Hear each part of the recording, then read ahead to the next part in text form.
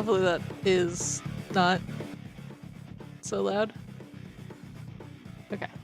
I gotta turn it down on my end. I was hoping maybe I could get through this before the Minecraft music finished. And it immediately went to Undertale, but apparently I can't. It's just I have to post 2 more places. Give me one moment.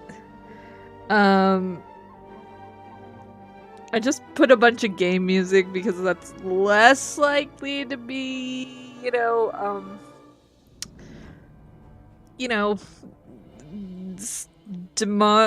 taken down, demonetized, blah blah blah. It's YouTube. And I wanted some background music, but I don't have any royalty-free music right now. Yay.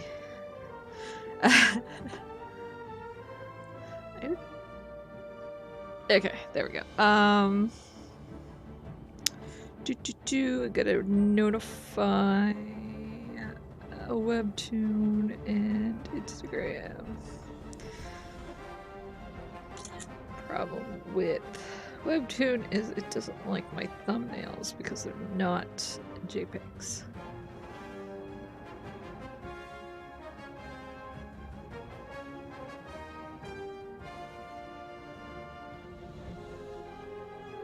Copy text. There we go.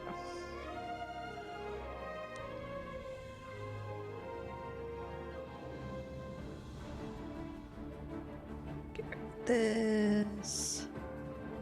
Get rid of this.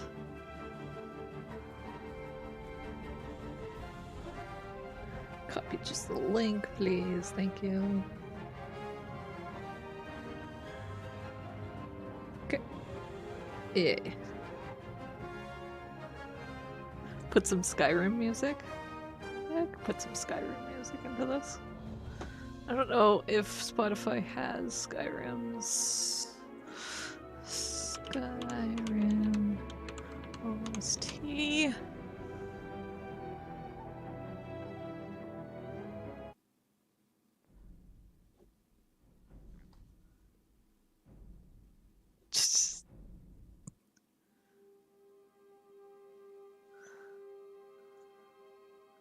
Yeah, let's put some of this in.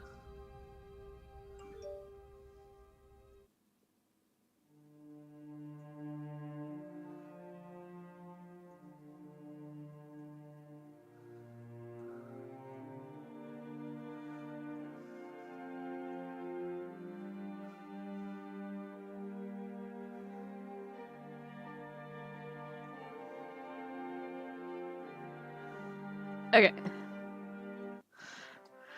Go back to the Minecraft real quick. Just to reset the entire playlist again. I do have some Undertale, Minecraft. Other games, I've tried not to put too many game music. It's more ambient. There is some Song of Storms though in the background. Alright. Get rid of this page because that's spoilery. Alright, we can go into this now. There we go. I do still need to update my my little digital art frame thing. It's been a long time. Right, I was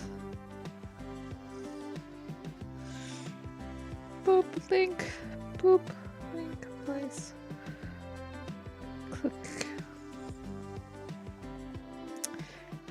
Click here for stream.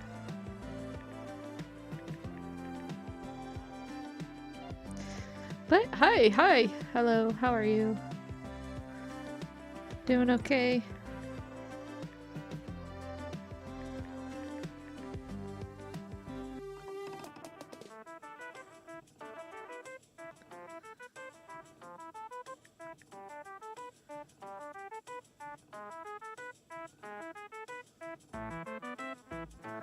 Okay.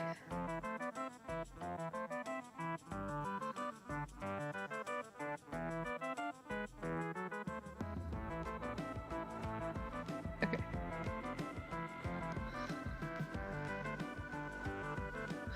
And there we go.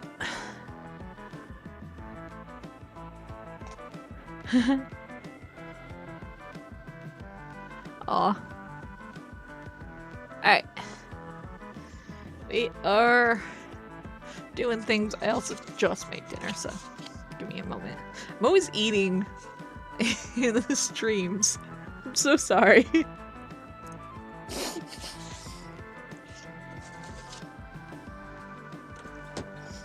They just start around like my dinner time. Alright. Wait. Oh shit. I forgot. Wait, did I finish that page? Hold on. No, I didn't. Okay. I do have a page that's sort of almost outlined. I just gotta do the last panel here. And Liam's eyes really bad right here.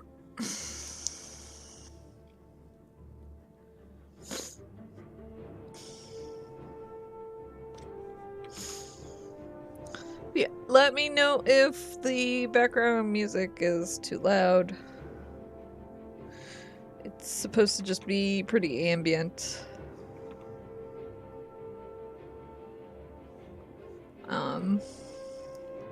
Just to give some music, well, you know, when I don't talk.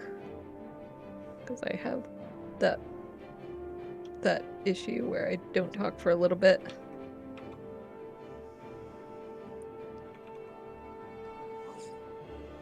I'm trying to get better at just talking randomly, you know?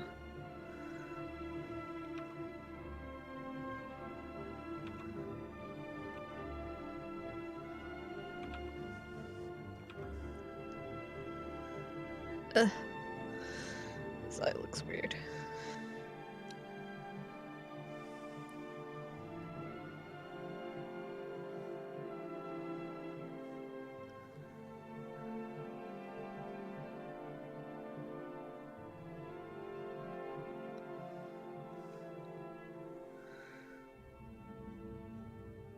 There we go. He's supposed to be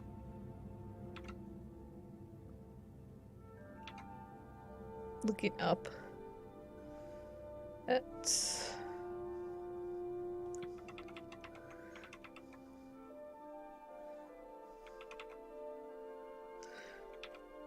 the guy here. It's giving him some something.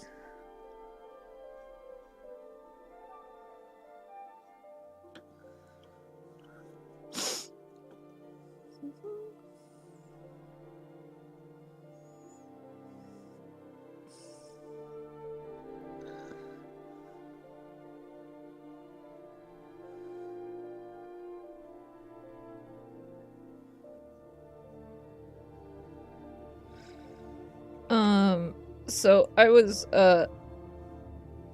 looking over the old Q&A because I gotta do it soon and post it on Webtoon, like redo it and post it on Webtoon, and I was just like, oh my god, why did I answer most of these questions? Because they're kind of silly questions.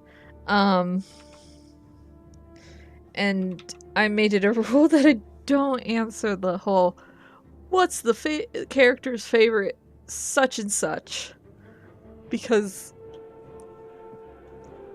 I don't really. So sorry. Let me move the Photoshop thing up a bit because I tend to be working more towards the bottom than I am at the top.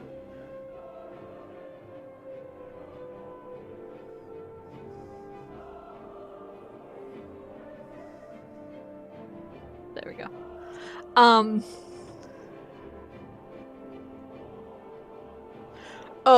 so I have a screen tablet.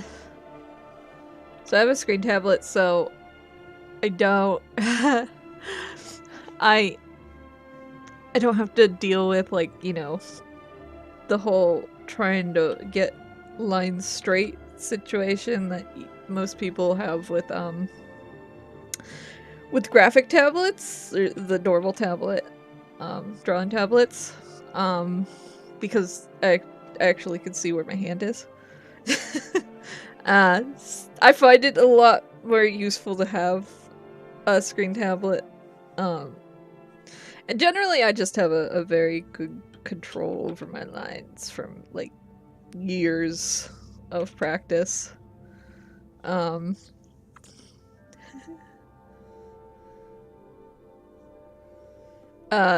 I do have this thing, it's called Lazy Nezumi, and if I want to make, like, a straight line, I use Lazy Nezumi to do the straight line.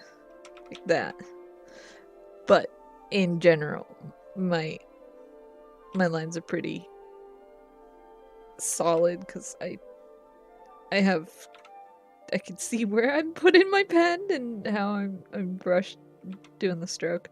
I do have to sometimes hit Control Z, but not as often as I found when I was using a normal tablet and pen tablet. I do find that it helped a lot. But that's because I was also very much a traditional artist back then, so my hand-eye coordination is better than if I could see it than, like, you know, using a normal pen tablet.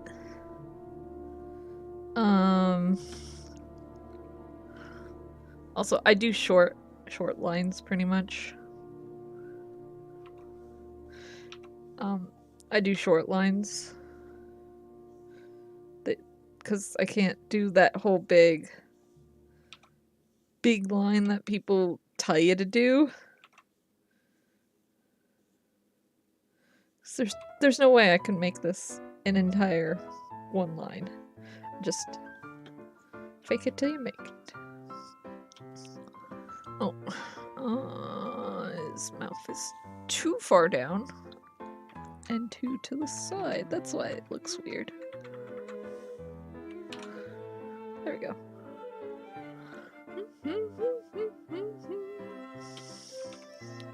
Okay, I actually don't.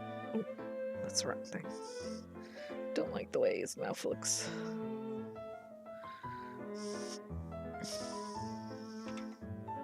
Liam's kind of got a longer face than Faye.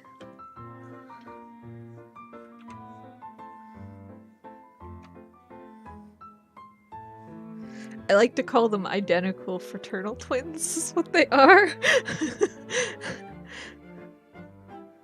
Because, like, they are pretty identical, but they are different, completely different genders.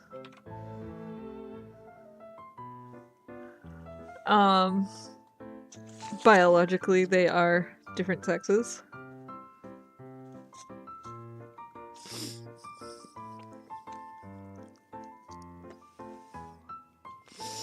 And they can play off as each other if they wanted to.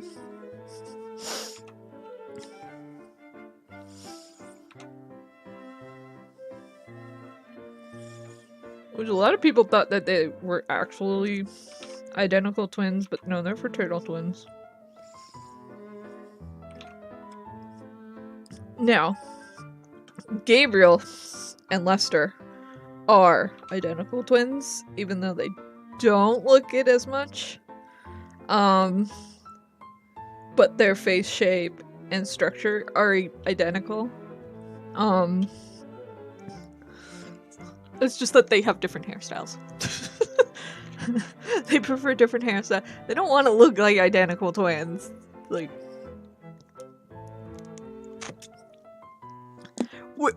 it's kind of funny because they don't want to look like identical twins, but These two fucking fraternal twins want to look like identical twins.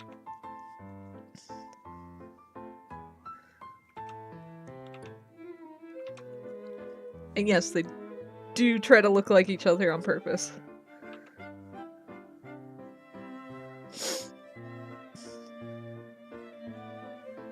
Boop.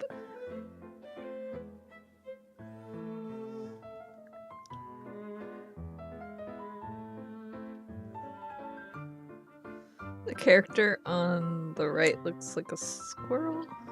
Reminds you of a squirrel. That is Faye.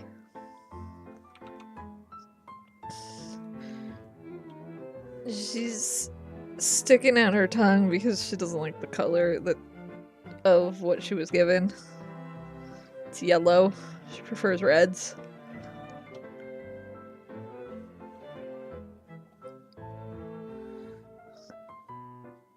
Specifically blood reds color.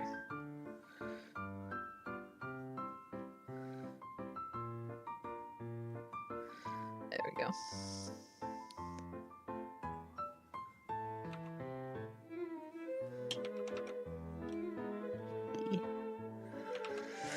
Oh, I can't wait to get my ToonTuber for these streams. Not like get, but like finish making it. It's just I haven't had time to make it with work and then having to catch up with the comic work.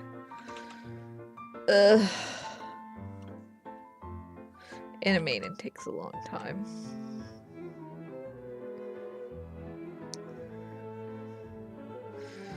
But I need to kick myself to get my ToonTuber done because I want to use it for some videos on YouTube. And being lazy at this point.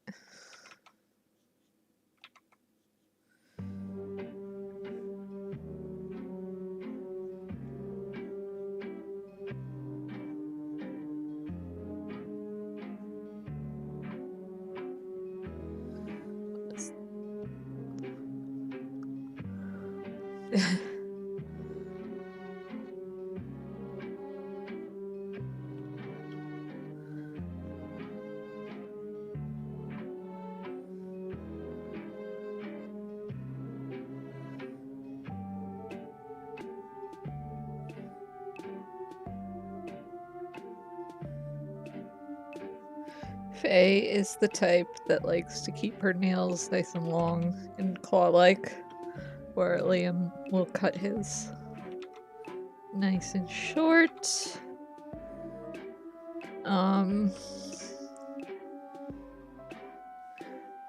Mainly because Nosafira's nails grow in long and sharp, and he's trying not to look like a Nosafira as much.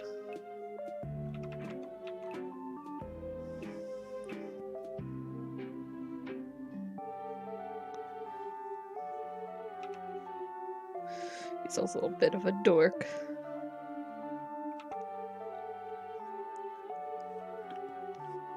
He likes to hide in plain sight, is what he likes to do. I mean, it's required on his job part anyways.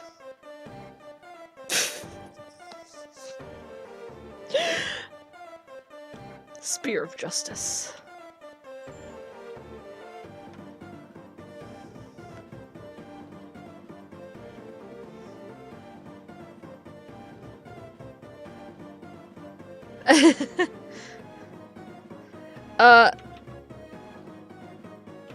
My stepdad does that. It's so gross.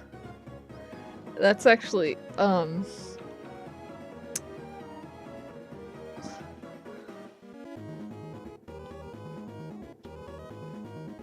that actually can come up looking bad. 'Cause drug addicts do that.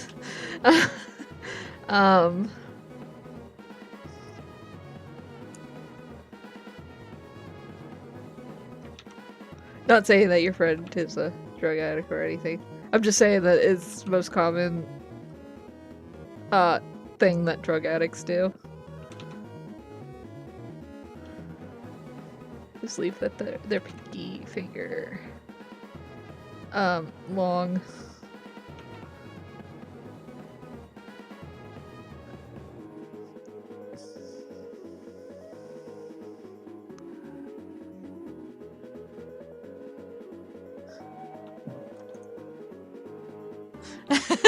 Yeah.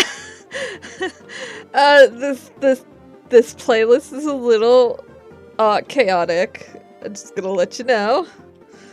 It goes from pretty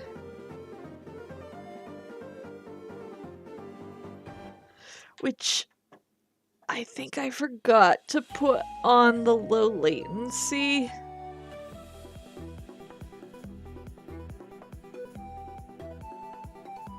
On the stream. Let me see if I can change that real quick. Hold on.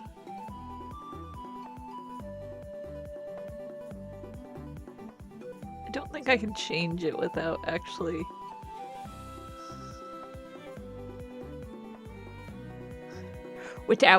stopping it. I mean, it's low latency here. I probably have it on low latency. I'm gonna assume it's on low latency.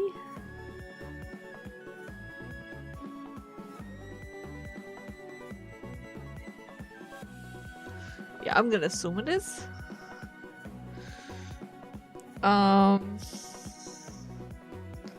Hopefully it is, because I forget that I have to do that with YouTube, or else the chat isn't up to date.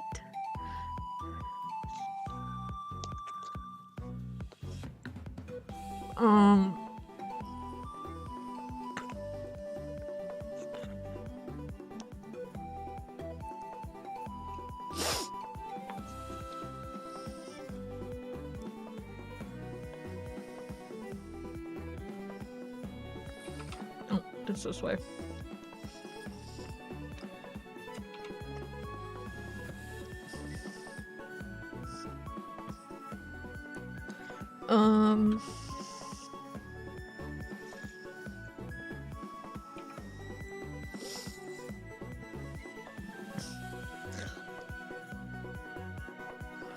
Oh my god. So at work the other day, some lady decided to berate me for the fact that the prices were high in her view, and saying that I need to lower the prices, and I was just like, I don't put down what the prices are. I don't control that. None of us employees control that. Like, I'm sorry they're too expensive for you, but there are, like, coupons that you can use. Like, I don't know. Like, if you want cheaper shit, then don't come to a fucking craft store for your storage needs. Hey! Welcome! I just think it's silly when customers come in and they like to yell at the employees for prices when it's not our decision.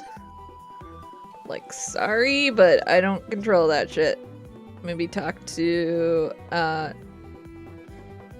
company itself, or, you know, maybe talk to the fucking Canadian government for having shit so fucking high.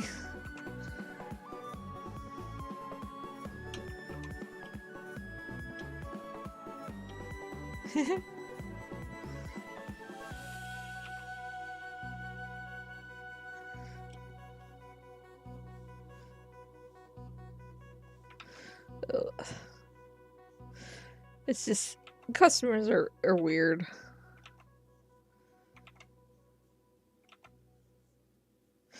probably should have just let the other cashier deal with her.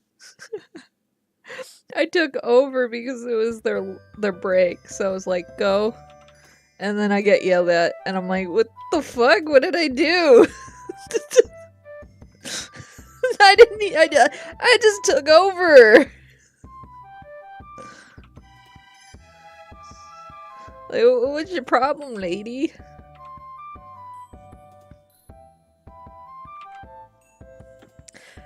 Ba-da-ba-da-ba-ba. Some Animal Crossing music.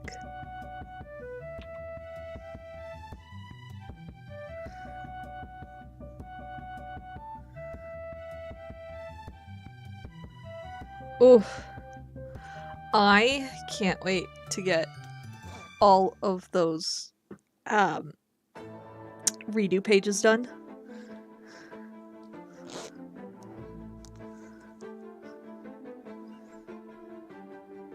Yes, go eat.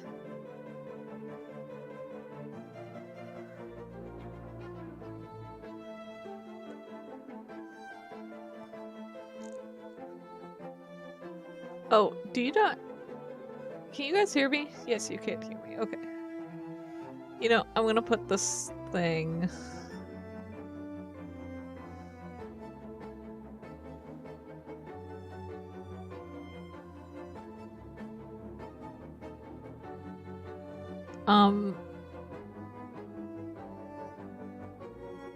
Yes, you can hear me. Why am I asking that? You were talking about the music earlier.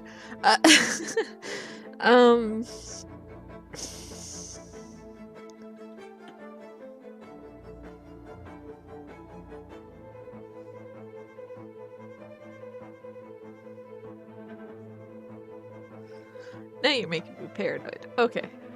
I need to check the stream.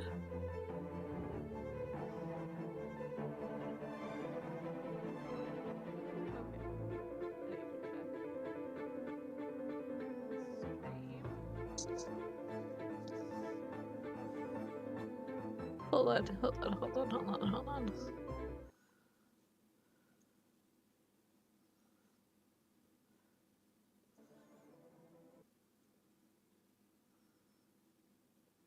Oh, do you not?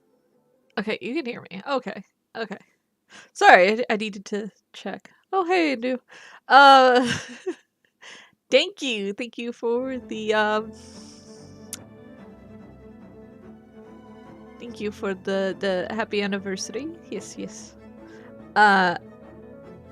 Very much. 8 frigging years.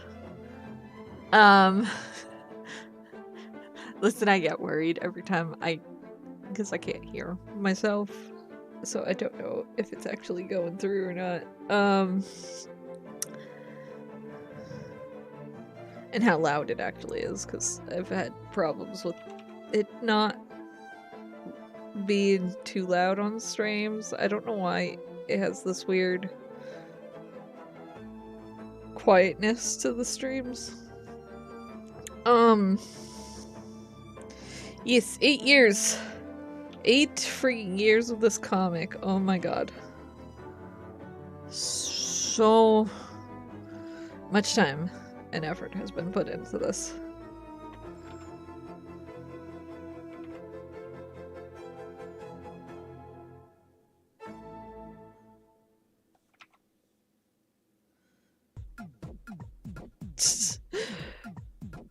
Oh my god. What is this, pepper steak? Yeah, it is.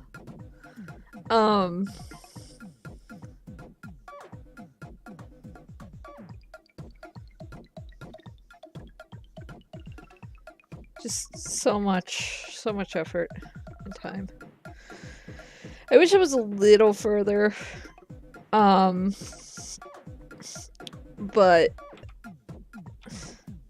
I only have myself to blame because I am due to redo, so yeah, my fault. Is this Sans again? No, it's Megaloma. We're just gonna skip some of the Undertale music because it's too noticeable. Um,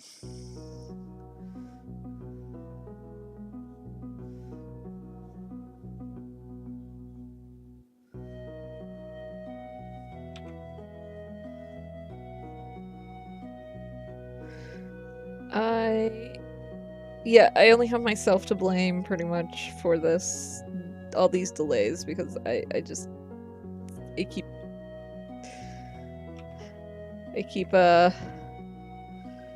putting either on hiatus, or I'm doing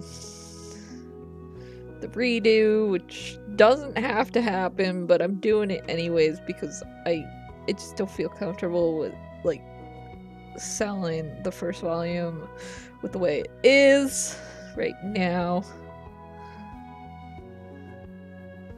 And I'd rather yeah. Welcome back. It is Stardew Valley right now. That's probably why it sounds familiar.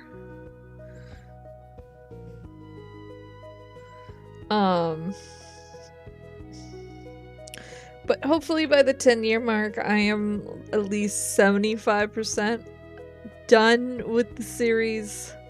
I would like to be. And then the last bit I would like to get through fast. Nope, the buttons are on this side.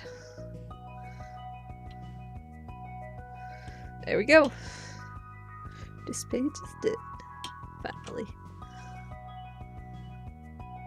These scenes are so, like, they take me so freaking long.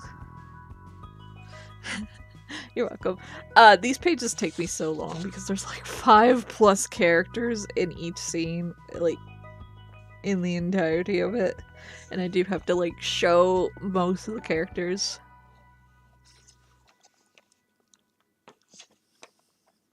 Scorned Alex, thank you for subscribing.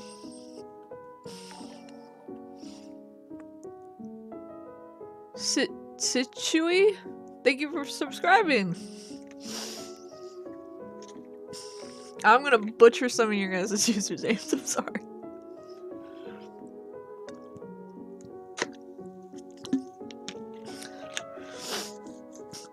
Yeah, I put so much detail into most of this, but there's like 5 characters right now. So there's Freya, and Robin.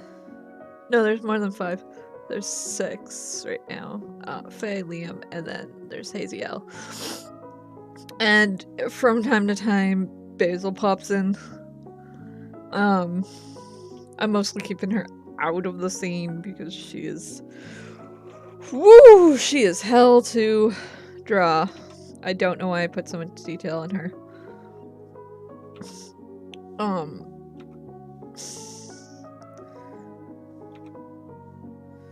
But they are all pretty detailed characters too. Roman's probably the worst when it comes to details, but he is I don't know why he's the easiest, even though he is the worst for having so many details.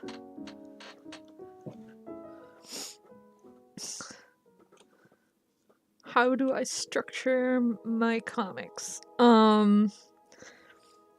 Like, would he structure as in what exactly are you asking? Like writing structure or like drawing structure, etc, etc. Because writing structure, I just pretty much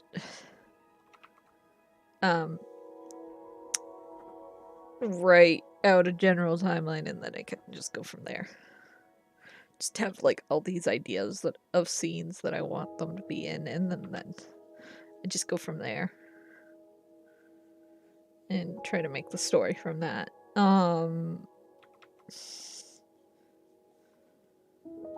Sorry, I'm not very good at explaining comic things. How do you start with the idea of the chapter and some of the sketches and those things? I write not a very detailed. Hold on. Let me see. Is this this is an okay page to show. Okay. The script for, I mean. Let me see. Let me grab the script. So I start with like pretty much a general timeline, pretty much like, oh, they're gonna have like a fancy dinner kind of thing here, and then I move on from that into a more structured timeline, which pretty much just breaks down everything that's gonna happen into chunks. Just, it pretty much tells you exactly what's gonna happen without the dialogue. And then I do an actual script, which I can show you the script for. This is page 41. Okay. I'm just gonna make sure that no spoiler things come up. Oh, no. It said 81. Okay.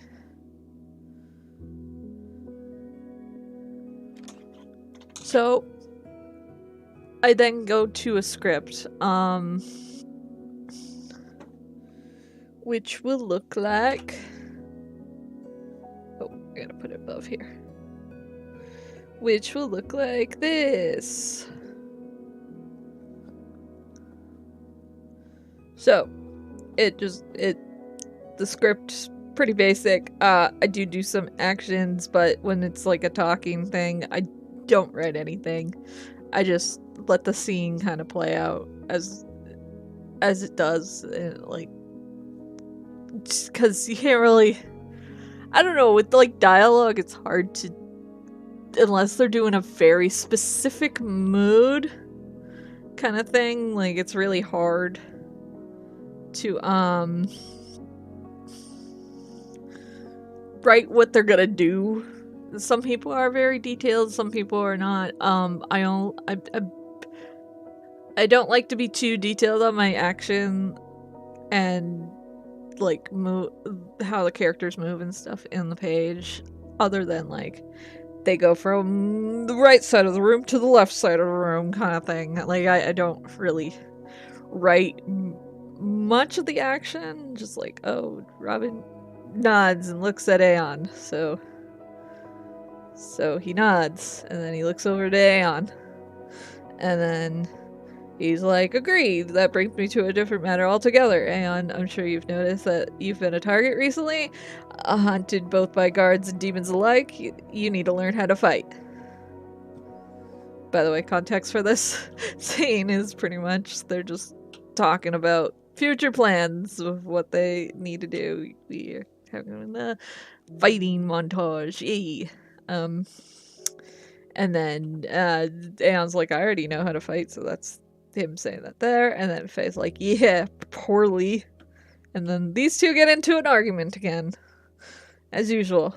Anyways, and so that gets translated into give me a moment, I gotta find it.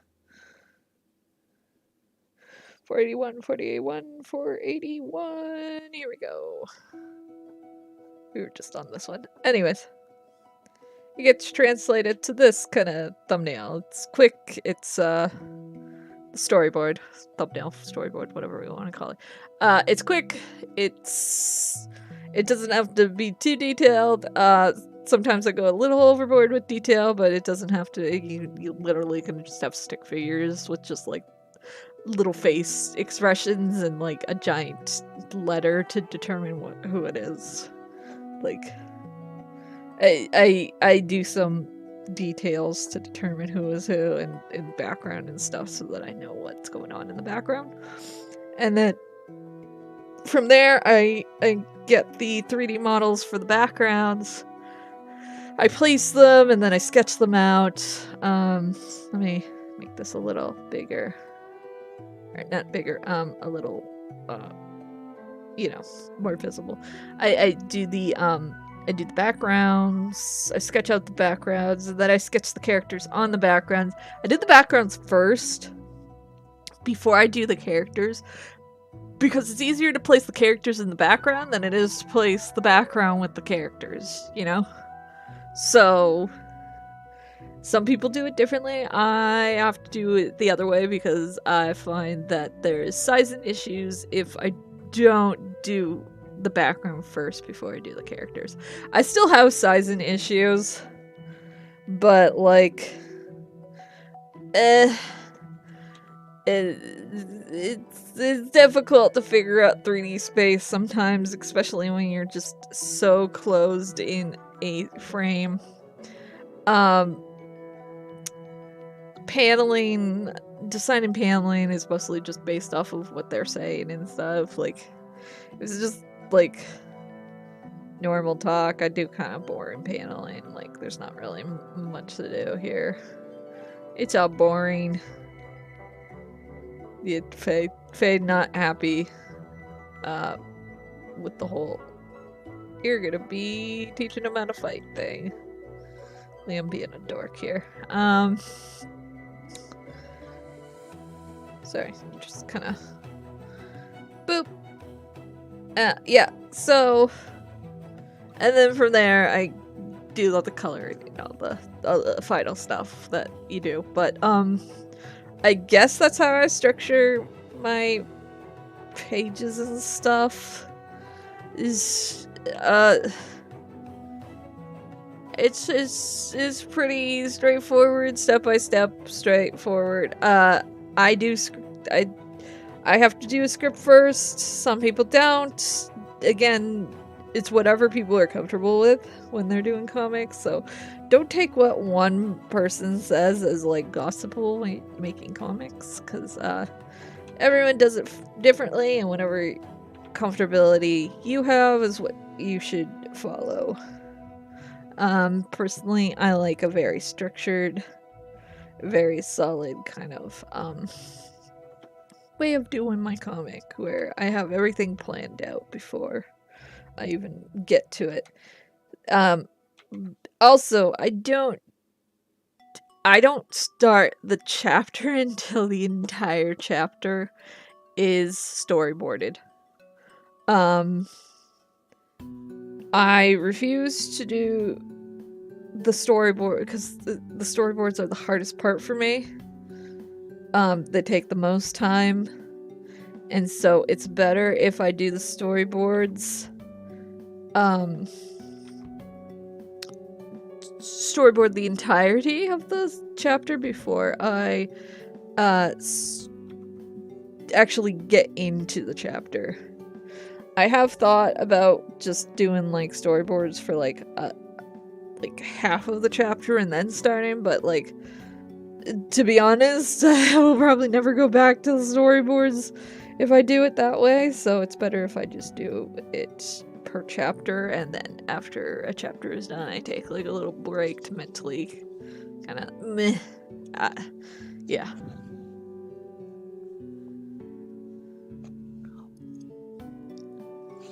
Oh, hi, Nick, by the way. Sorry. Making backgrounds is so difficult for you? Yeah, they are for me too. Very much. So much so that I cannot do backgrounds without 3D models.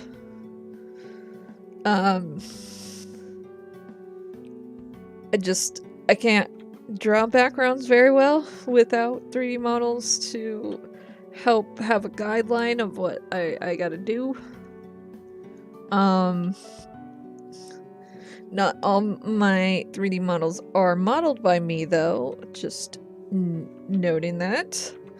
I do a majority of the stuff, though, but like the assets and stuff, like I'm not gonna sit there and model a teacup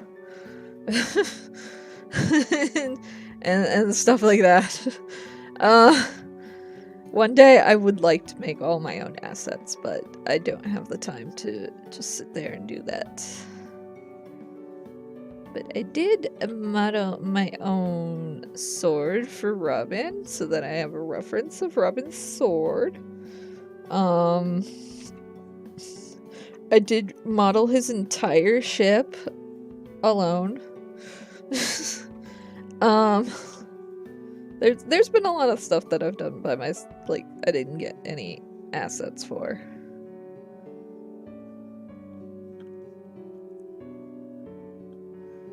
Okay, no worries.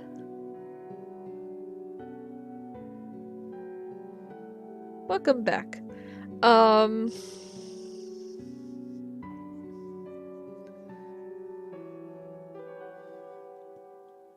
Boop.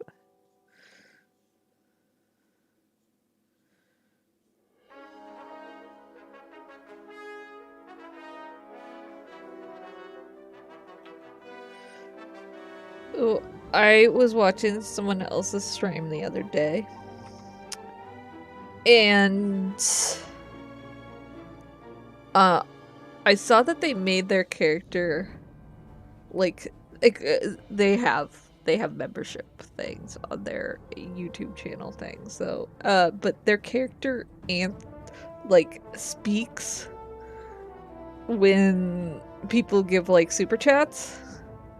I thought that was so cool. I'm not able to get like memberships or anything because like I don't have enough views on YouTube, but I thought that was so cool. Just having your character talk for the super chats and stuff, that was so cool. If I did have like the membership thing, I would probably just, you know, just do it for the emotes and stuff. If you want emotes, there you go. Nothing more. It probably wouldn't be that expensive either, because that's not a way that I want you guys to support me. If you want to support me,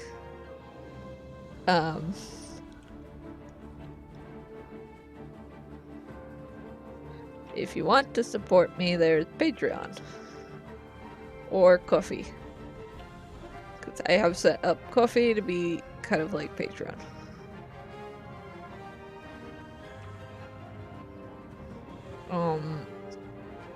Though you could still do one-time donations on Coffee.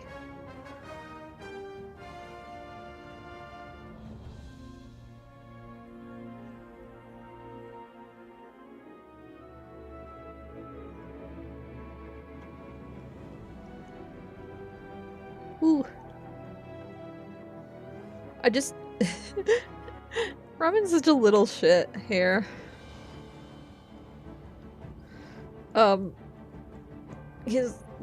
The moment Faye starts making fun of Aeon, Robin's just like, haha, gotcha. You're gonna be the one to train him. And then she's like, wait, what? He's forcing them to be friendly with each other. And I love it.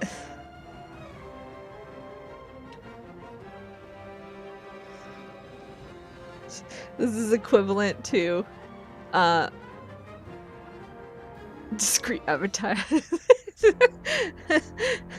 I don't have memberships, so it's not really advertising anything. Oh, you mean Patreon. Yes, discreet. Yes. Not really discreet. Because I do hammer down. That's where people can support me if they want to support the comic.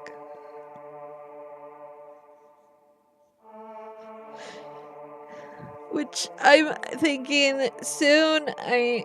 As soon as I get like chapter 0 in not 0, chapter 1. Oh no!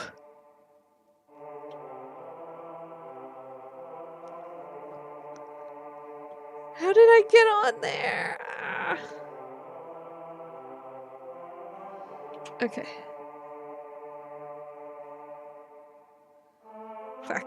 Fuck. Okay.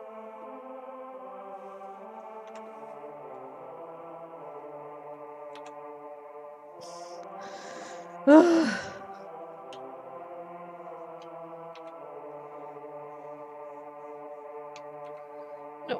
I went wrong layer issue. Yeah, don't worry, I fixed it. Though I do need to get rid of this line here. It's a good thing that I was actually trying to be clean for once with my lines and not going like, whew. Because that would have been an issue. Anyways. Most of the time when I do that stuff, it's an easy fix. Luckily, all my sketches are in a folder, so I can't do that. Though I have accidentally merged the entirety of the thing and then not realize that I merged the entirety of my comic page and had been lining the entire time on it. How did Cabbage Rabbit not choke when he laughed that hard? You mean on the recent page? He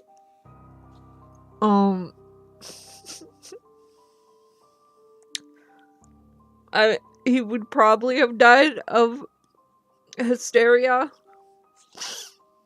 but he did control himself a little bit.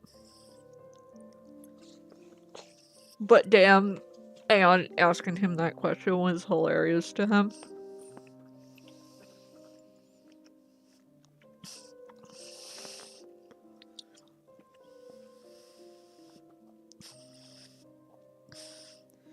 Oh, you gotta go read it. Go read it. I might spoil things for you if you don't read it soon.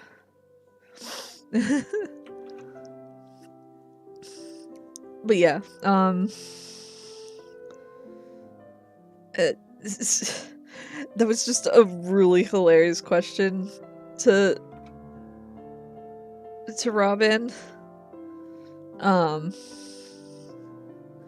Just like, oh, fuck no, I'm not your father. What the fuck?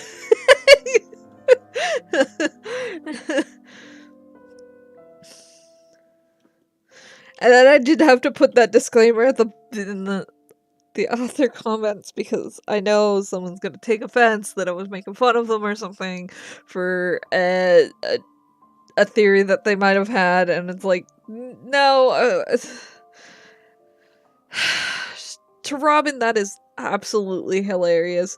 I do think the theory itself is hilarious as well, but like,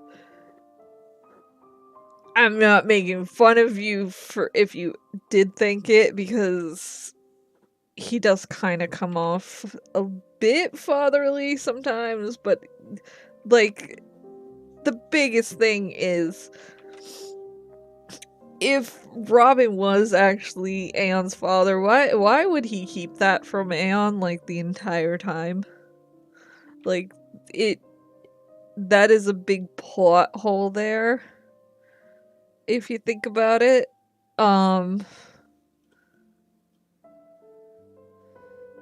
Like, Aeon is actively looking for Malcolm and his father. Yeah, there's also a lot of theories about Robin being Malcolm, and it's like, I get where the theory's coming from, but also it has a huge plot hole.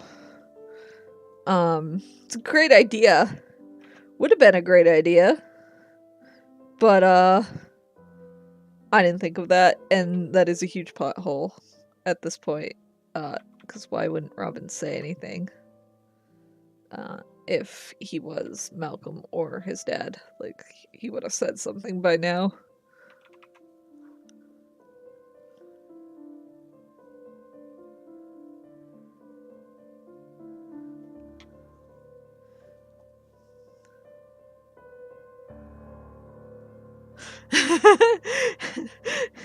Yeah!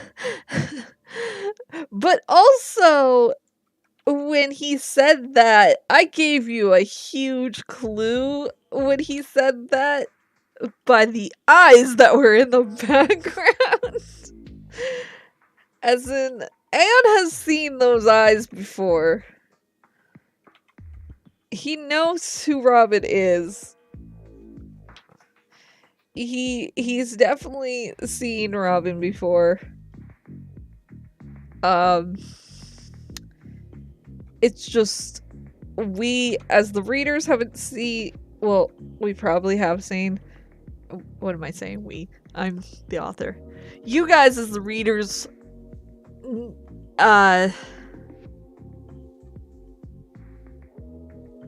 Oh yeah. It didn't confuse you, but you can see how people got. Yeah. But the funny thing is, I just introduced the answer, literally, in the last. I think it was the last chapter. Either way, the answer was in the previous chapter, I believe. Yeah. The answer was at the previous chapter. I do a lot of hinting to things ahead of time. There's reasons why there's backstories at certain points. As you notice, there hasn't been any flashbacks lately. Because I'm not hinting to anything that has to do with anything. When there's a flashback, you should readers gotta pay more close attention to those flashbacks because the answer to the next question is usually in those flashbacks. But yeah, I do see why people thought it might have been Malcolm, but Malcolm has silver eyes. And he's also not a divinity.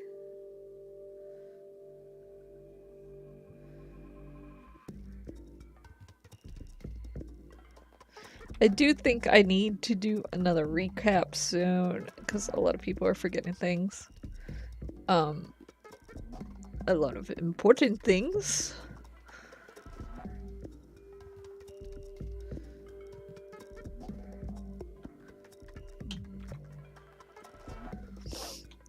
If you read the comic straight through, it would be obvious, but when given a single page every however often, details get forgotten unless people remember. Yeah, I understand that.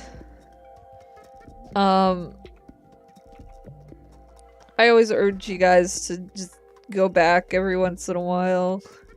You think you know some detail, go back, reconfirm it a little bit. But not everyone's that type of reader.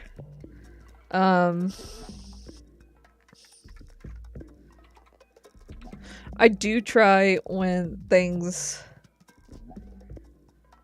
like when I am gonna reveal something, or I'm bringing like something that's been a while, I do bring it back up, like show it back up.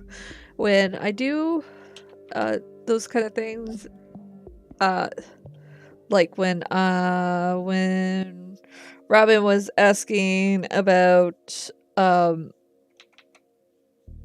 that night and the whole Malcolm thing and what did he say, I brought up a flashback of that page to try and like end of chapters go to pop quiz readers. That's how it works. Gotta pop quiz you guys. Nah, I get you. Most readers are casual readers. That's why I want to do I want to do the volume printing already so that you guys can get the volume and then you don't have to flip through all the pages like on, say, Webtoon or something. and it's like hundreds and hundreds of fucking pages. Like, yeah.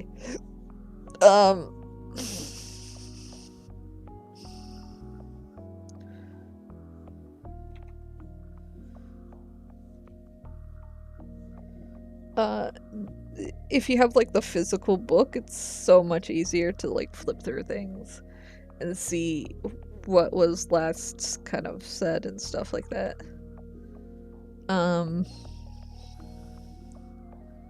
I do need to do a recap again and point out some of the details people are missing, because definitely missing a lot.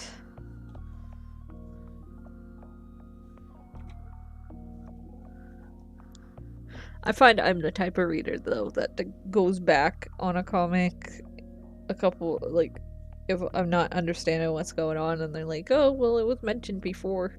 And I'm like, okay, I gotta go back, because I'm forgetting some of these details. They're...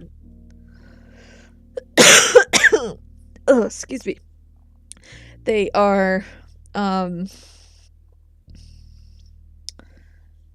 they are lost on me.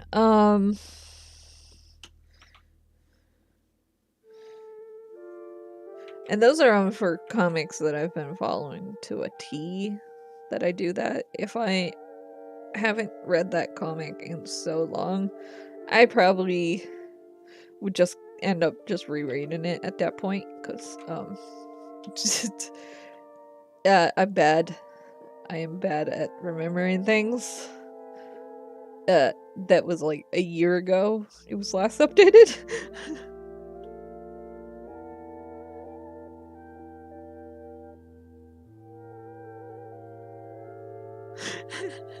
It was funny when Aeon asked her if he was her father. It's like, don't you see the similarities?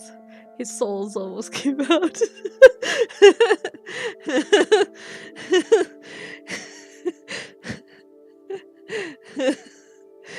Yeah.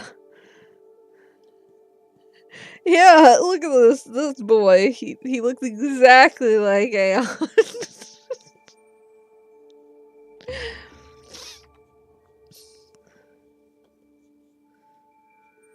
I also get it, like, people family resemblance is uncanny. I just find it funny, like... By the way, people were doing this theory after Faye asked who Aeon was, okay? Faye asked who Aeon was, and Ramen said, don't you see the similarities? They're uncanny. Yeah? Same thing you guys are saying.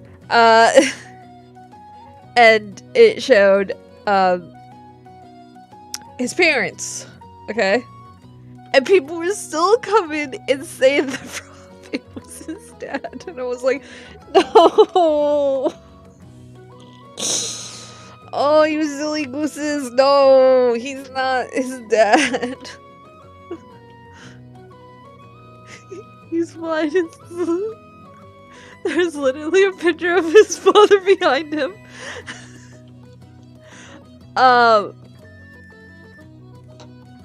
I mean, yeah. But it is, like, yeah, like, literally he looks exactly like them.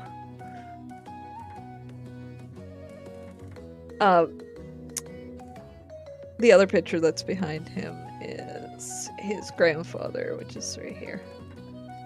That's his grandfather, by the way. But he looks like his grandfather, like... like, he looks like his dad, and he looks like his grandfather. It's just, yeah. Silly. Silly. This is also his grandfather all grown up. So, yeah, Aeon gets green eye disguise from his grandfather. Which his grandfather is human, by the way. Completely 100% human. No spirit, spirit side or anything.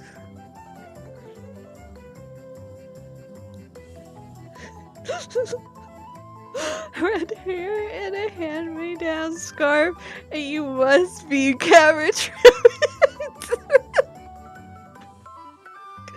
Lord, their eyes are so trained to.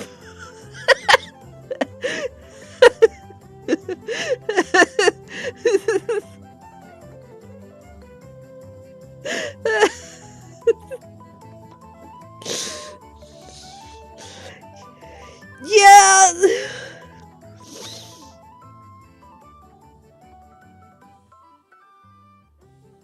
What the fuck?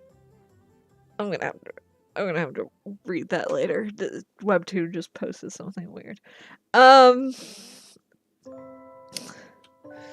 Yeah. So the royal family is just kind of, there's no life behind those eyes kind of look.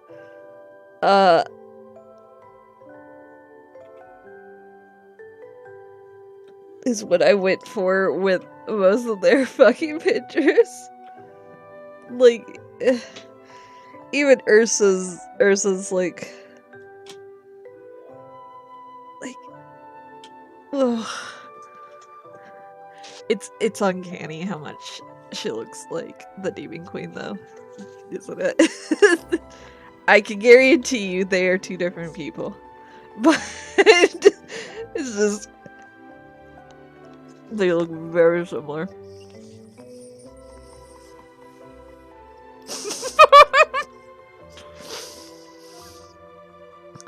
See, I was gonna do that. I was gonna make Robin just point to him behind him and be like, "That's your dad," but that's not an adult form of his dad in the picture. And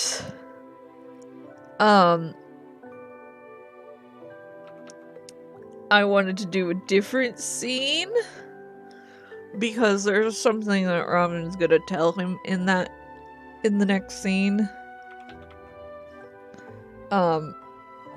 Not next scene. The scene after the next two scenes, because there's two other scenes before we get to the "This is who your daddy is. This is who your dad does."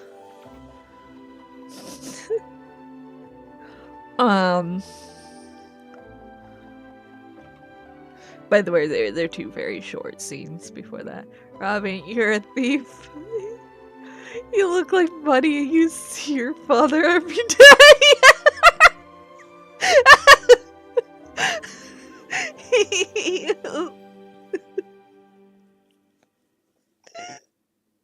It's so true. He does see his father every day on the fucking money.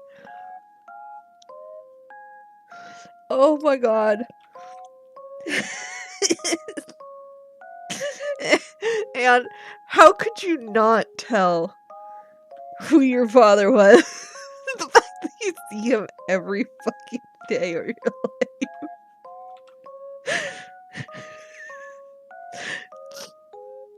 Okay, I'm putting that in the fucking intermission thing that I want to do. I want to do a video for the intermission, the next intermission. But I gotta get one, I gotta get some questions, and then I want to go see if I can get some of my friends to do the voice acting.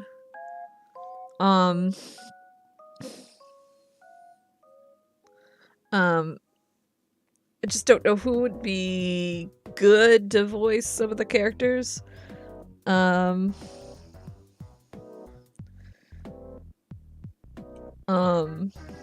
Because I do have very specific voices with how some of them talk, but I might get some of them to voice act the characters, and then I want to animate it a bit. Not like a huge kind of animation or anything, just kind of more keyframes, and then maybe have the mouse move.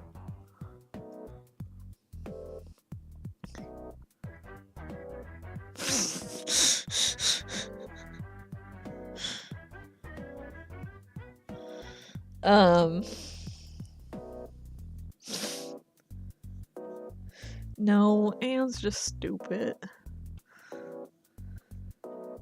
He looked at his father and was like, no, there's no way. Just saying that there's no way I'm a prince.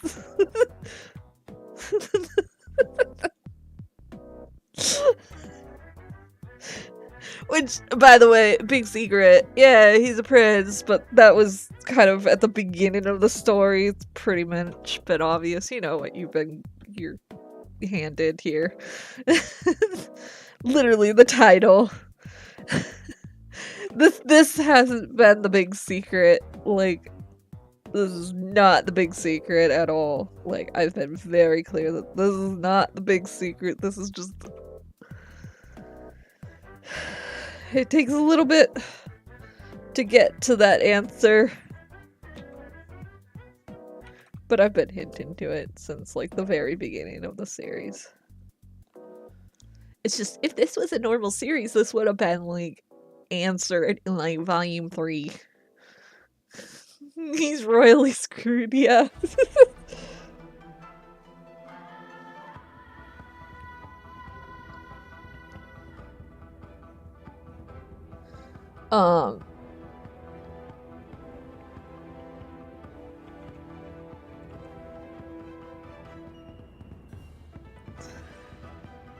Maybe I understand him.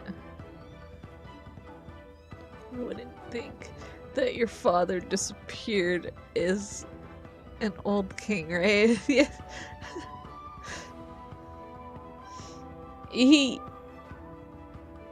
I'm sure. Oops. Oh.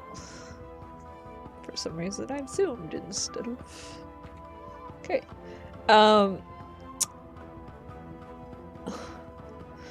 Listen, Aeon knows all the answers to the questions that he has. He's just in major denial of everything. Like he's known that he's not been human this entire time. He knows that he was being possessed this entire time. He is just in such denial.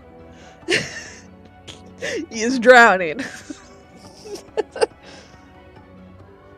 He's drowning himself in the Nile.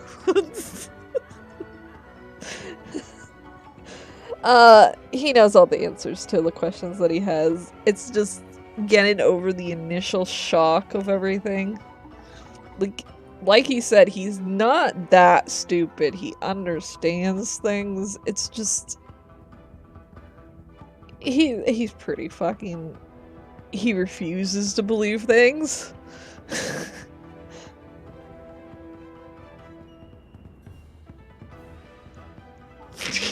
He keeps... Yeah, he keeps going between denial and rage.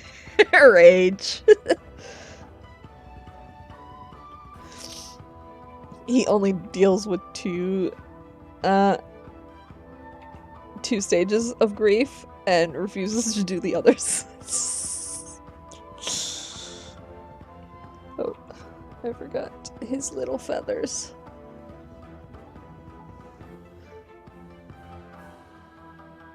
Someone was upset that he might not be able to see his feathers if he plucks them. Which, to be honest, he does have to kind of pluck them if he wants to look, quote-unquote, a little bit normal looking. Because, Nosfera don't walk around with feathers on their fucking neck. If he wants to look like a Nosfera, he's gonna pluck them.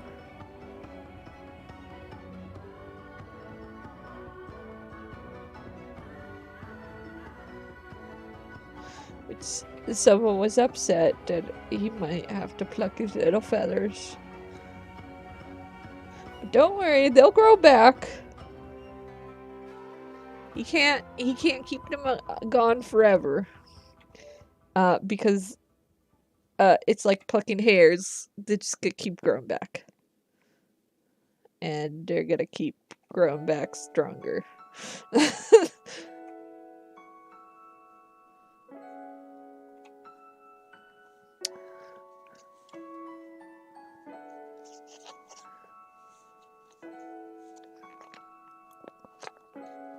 My food is super cold now.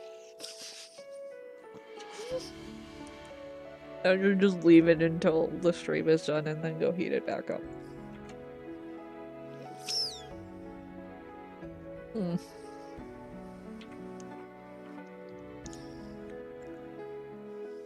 Just has to tighten his scarf to hide the feathers. Yeah, he doesn't just have to. Sort of. They're kind of creeping up a little bit more. But yeah, if he tucks his hair in a little bit, under his scarf, or if he has his turtleneck thing that I usually put him in, and he tucks the back of his hair under there, the feathers will disappear.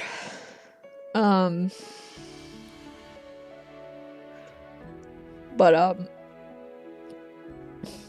if he were, say, to be hung upside down again,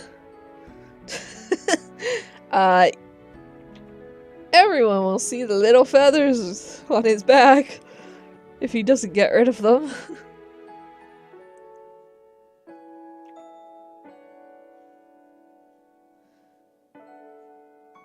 Aeon's just not ready to be a quote-unquote half-spirit right now.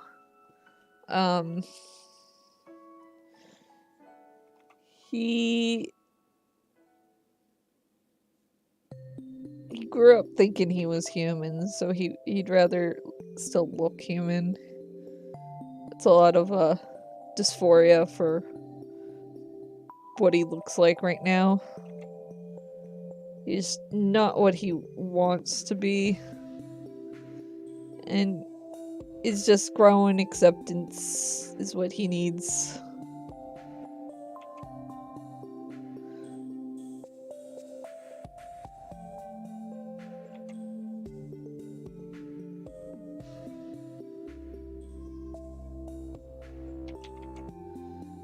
Which, oh boy, I can't wait to get to a certain part of the story.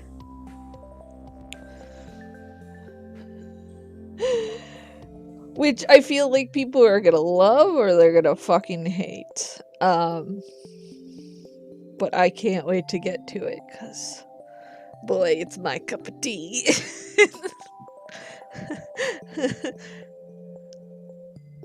It's gonna be dramatic as fuck.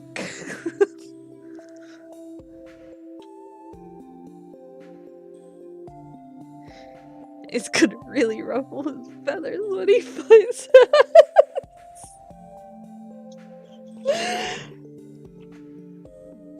You know, it's funny because now we can start making jokes, feather jokes now. And I get full of hate and curious. It's so good.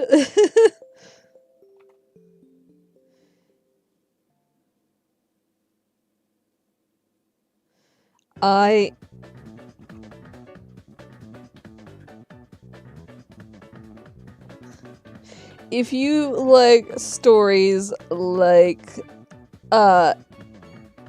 fuck, I'm trying to think of some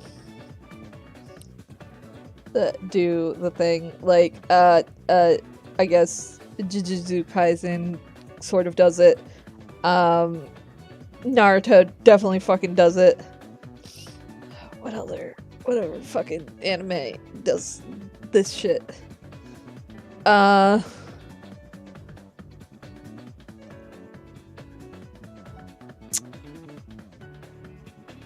Parasite do it? I don't know if Parasite does it. I don't think it does. If you like those types of animes, I guess, definitely like that they said.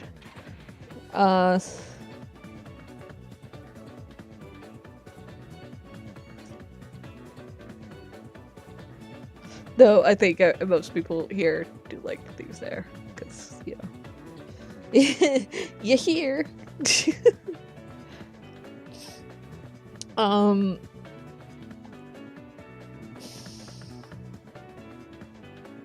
I just can't wait to draw Anne with horns. What I can and can't. I've been wanting to draw him with horns for like so long. But then I really don't want to draw it either because his horns are complicated. Which I have drawn his horns in the D&D picture. Yes, he will have horns. He will have horns. He will have horns very similar to his dad. I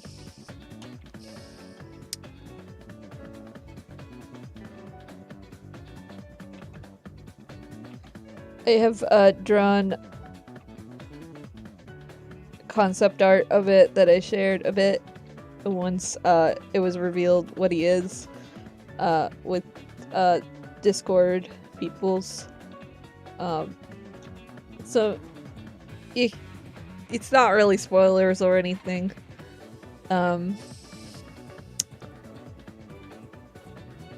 Because I'm still working on what shit's looking like, but I think those are the horns that I'm gonna go with. Which actually... Let me see. Here we go. There you go. No trauma, Aeon.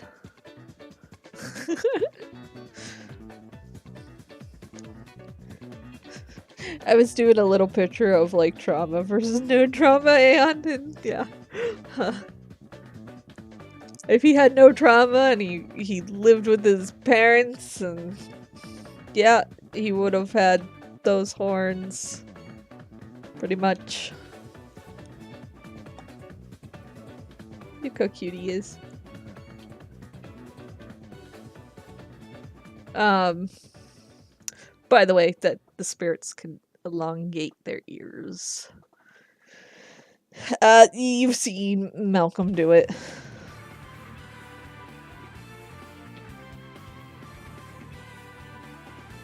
Normally they go for the shorter point ears, though. It can be easier to disguise it as, you know, human. It's not every spirit is trying to look like a dang spirit all the time.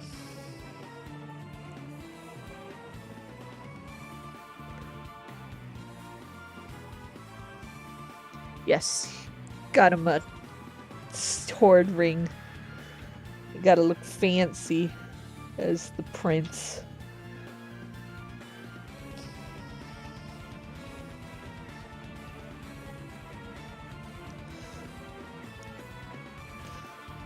I like how I said it's no trauma, Aeon, but if there was absolutely zero trauma in his family, he wouldn't have been fucking born. Just saying. He would not have been born.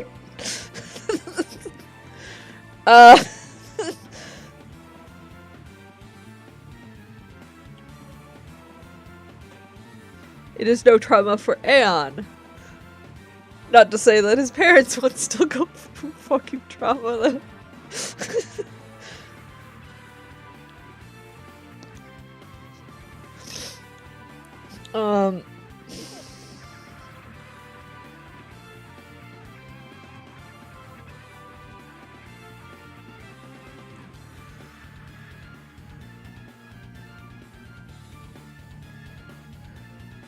I would have liked to do, like, no trauma Robin, but that would spoil everything.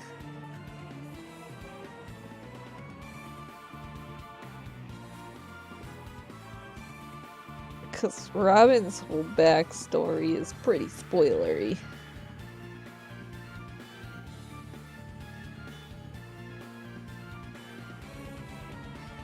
I can't wait for you guys to understand who he is. So I want to hear all the theories everyone has. So go fucking ham if you have a theory. once this chapter is over. Like, go fucking ham. I want to see it all.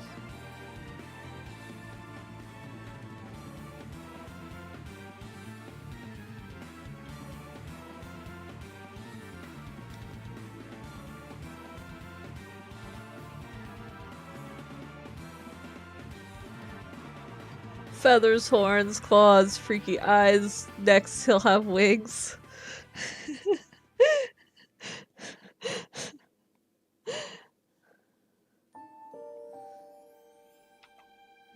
You forgot another detail that spirits have, by the way. He's the incarnation of cabbage salesman. My cabbages!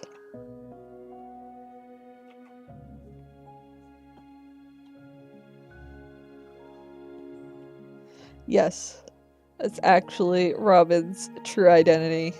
He is the cabbage salesman from the Avatar.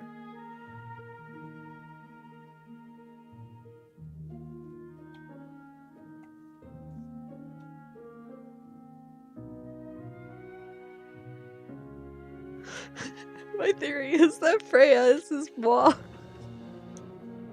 They're the same age!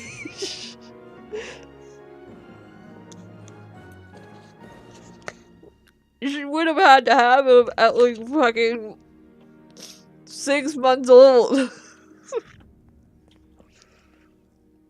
Hold on. He's born in February, she's born in March. They're like...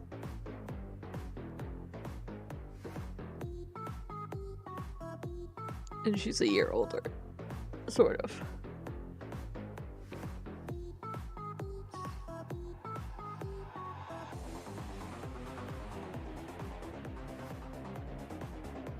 Oh, she's not born in... Oh, she's born in May.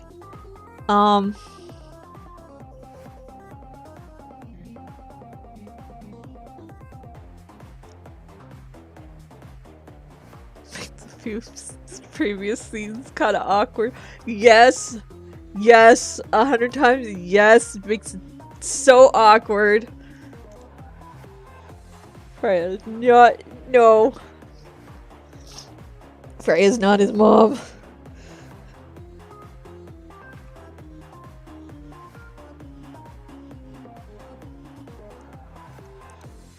I think a major part where I'm not very see with Demon for Hire, I'm like, go ahead, ship whoever you fucking want as long as it's not Zeke and Tina, you know? Because they're related. But the Thief's Heir, I've been a little more like, please don't ship the characters with this series, because it's like, you don't know if they are related at all. That's the problem with the series, where you don't know the biological parentage of a character.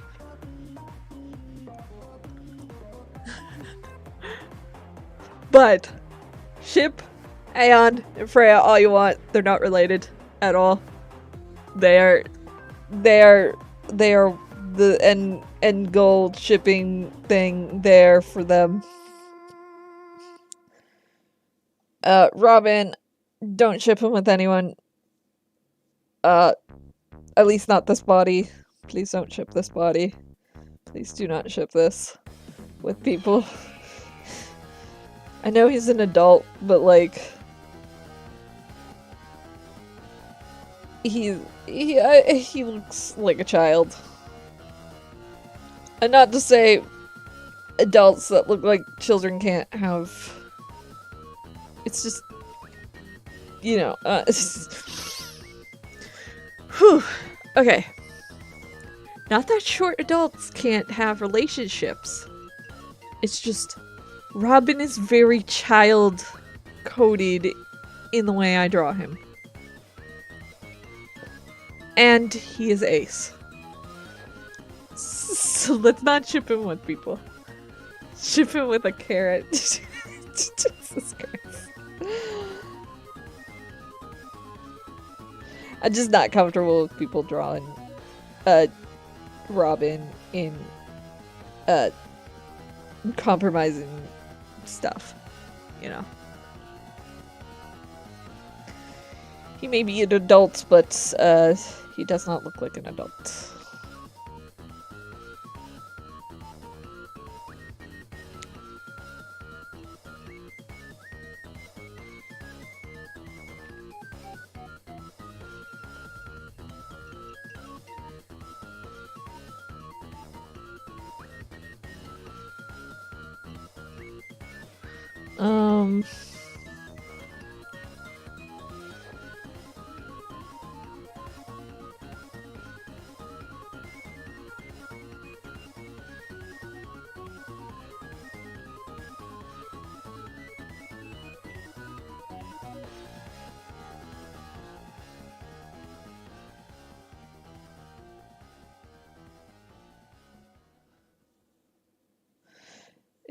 It's just very difficult when I have a race of people that just kind of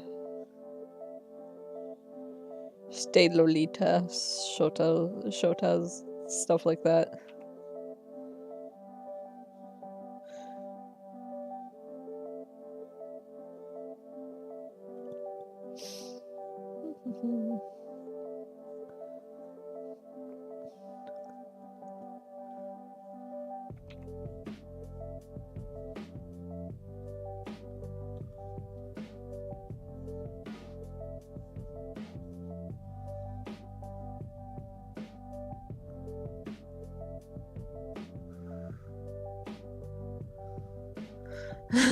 Not as bad as Lalafels. Yeah.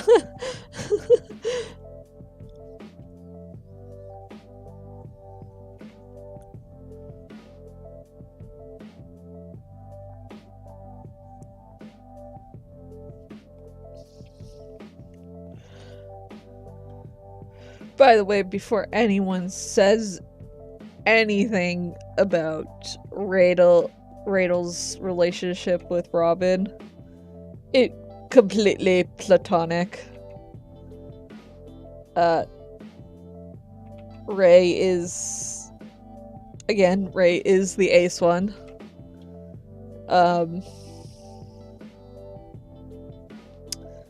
For those confused, Ray is the demon that is possessing the Robin body. Robin is actually the name of the body. It gets really confusing talking about it because I keep calling him Robin still. Because a lot of people just see him as Robin now.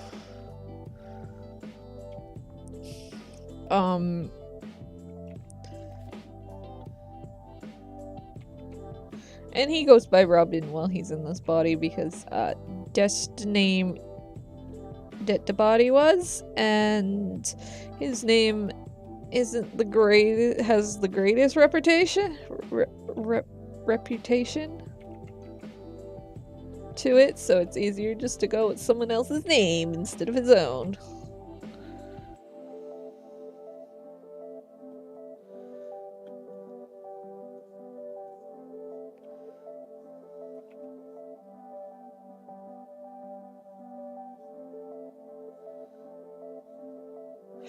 But he's not gonna correct Haziel, you know, for calling him Ray, because that is his name. The demon that possesses Robin don't have a real form. Yeah, he does. He has a real form. He doesn't have a real, like, you mean like he has a form. Like, he has a form. He's that giant dog dragon thing that I draw behind Robin sometimes. That's what he actually looks like. That's his form. Did he have a body before this? Yes, he did. He had a body before this. Robin is not his first body.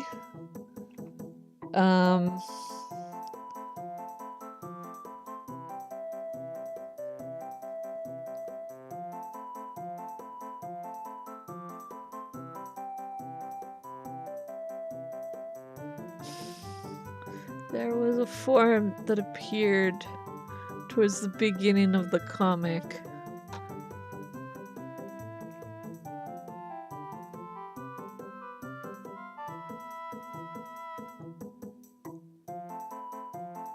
Well, here you go. This is Ray. This is Ray, by the way. Hold on. Let me do this. This... Oh my god, what the fuck? Oh, I'm on Eraser. This is Ray. This is Robin. This is who Ray is. Ray. This is Robin. There you go. Ray, Robin. There. I think you can see it like that. There we go.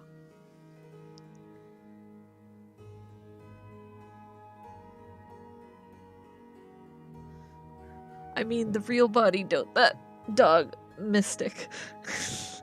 Not that dog mystic. Wow.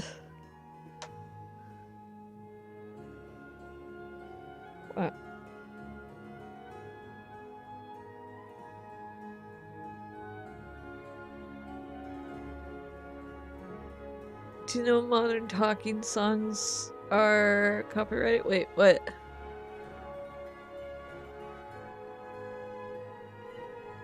The what?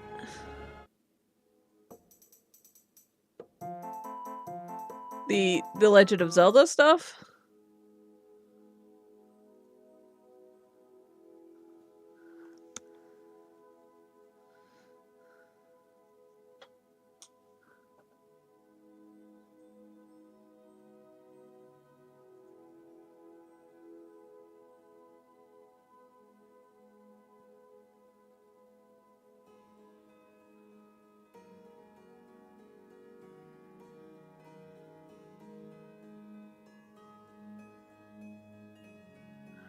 I don't know if you know them. I'm just asking if they're...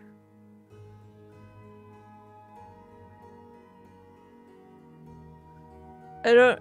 Modern talking songs are copyrighted. These are mostly all game songs. I believe they're all game songs.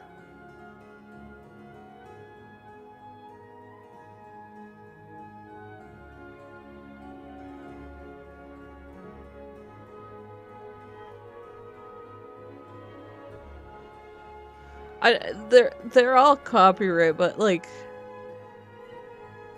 to be able to stream the game, they gotta have like allow you to have it in a video.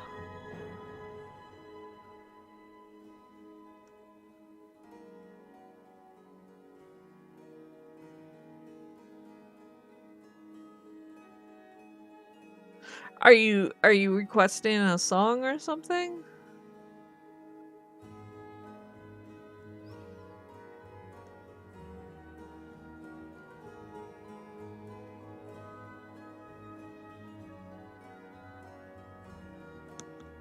Sorry, I'm not understanding.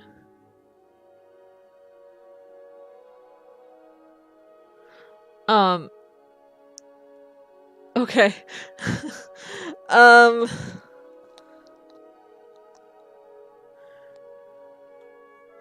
are you talking about... What were you guys talking about? Like... You're asking about... I mean, the real body, not that dog mystic. I don't know what you're talking about. Do you have a page number specifically that this is on? Like,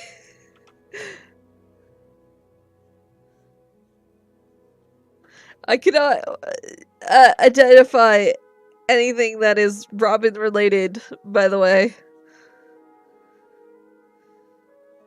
That is in the comic. You're just gonna have to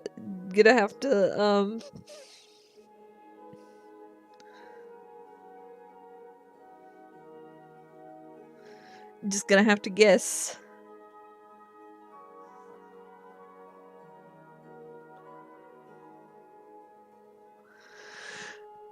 Well, I will just think that his real body is Robin now. You'll find out. You'll find out. It's not really a quote-unquote real body. He doesn't have a real body. Spirits don't have real bodies. Because anybody is a real body for them. Because,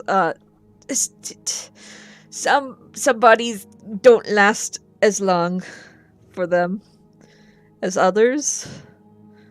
So, as the twins, they have already changed bodies. Because now the bodies that they're in are like, what is math? Hold on. I think they're 55 now? Hold on. Oops. Oh.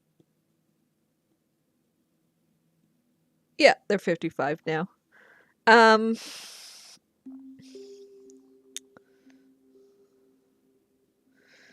The bodies that the twin kings were in or are in, because Gabriel's dead. Okay, we're just gonna talk about Lester. The body that Lester is in is pretty new because it's only 55 years old.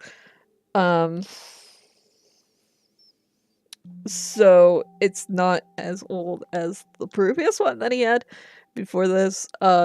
Those two wait a while before they change bodies because they wait for an actual twin, like identical twins, to come before they take those bodies. Not all spirits though change bodies as much as others. Haziel, I believe, is she's probably like in her 40s right now.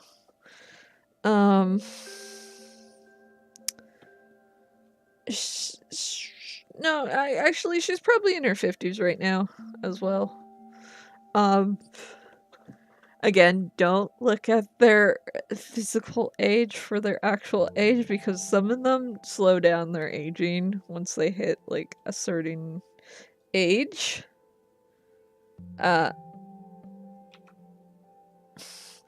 Especially the divinities, they like to, you know, keep their youth. They're very vain.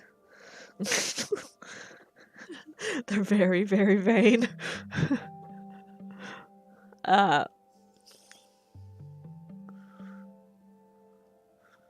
After a certain age, they stop aging themselves, and they keep the body, but some of them can't stop the aging because that's not a body that's compatible with them, blah blah blah. There's a lot of factors that go in with possession. Merged spirits have a little more control over their body than possessed. Possessed will continue to age, where merged can control the aging a little better. And those with dead hosts, as in they merged with the dying host who is already dead, gone, and if they leave the body, it will continue to rot.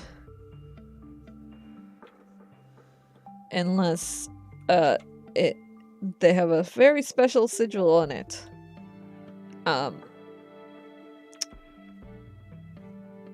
It's not an ideal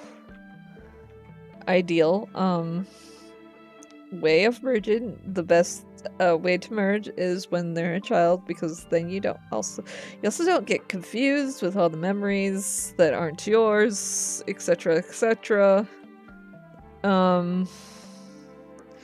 There's also some personality changing that happens too with a merge death kind of thing. It's a messy one, to say the least. It's not ideal. Not a lot of spirits like to do it, and most avoid it because it's not a good type of possession of a host. So what Ray has done with Robin is not a good way of getting a host.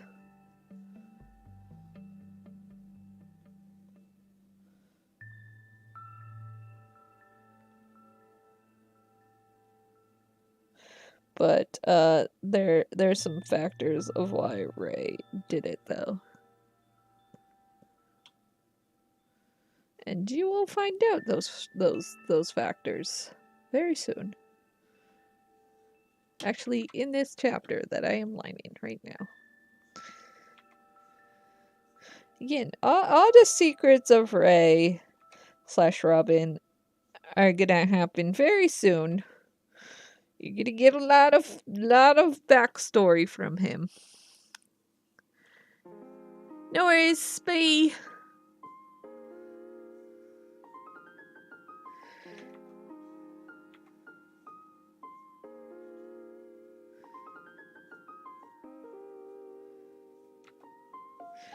You're also gonna get a lot of backstory about shit that happened in the past before Aeon was hence born.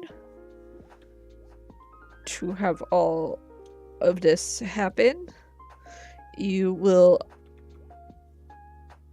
sort of understand the Demon Queen.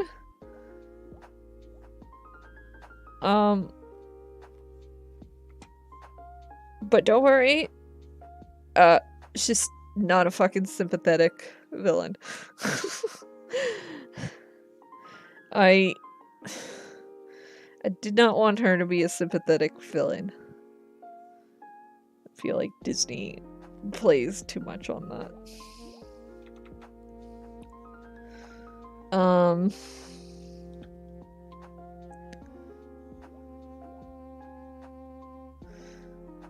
You will get to see a lot of things that are gonna happen soon. And I can't wait to show you guys, because it's gonna be fun.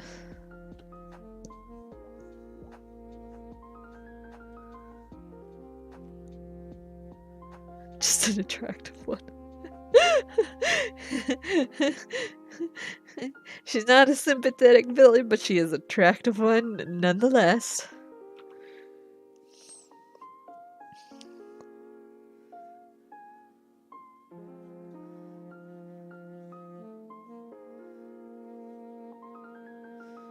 But yeah, you'll eventually get her name too.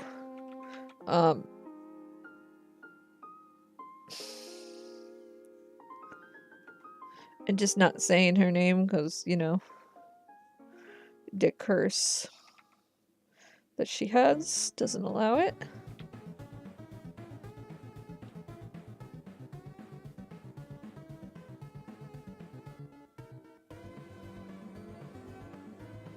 Or at least doesn't allow Aeon to hear it. Everyone else can hear it fine. It's just Aeon that can't hear her name. You'll understand why.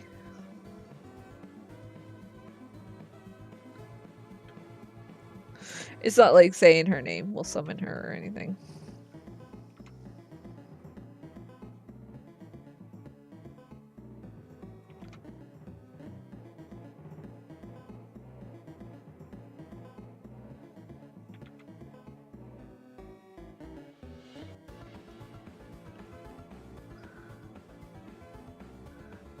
Wait, her name is just static noises?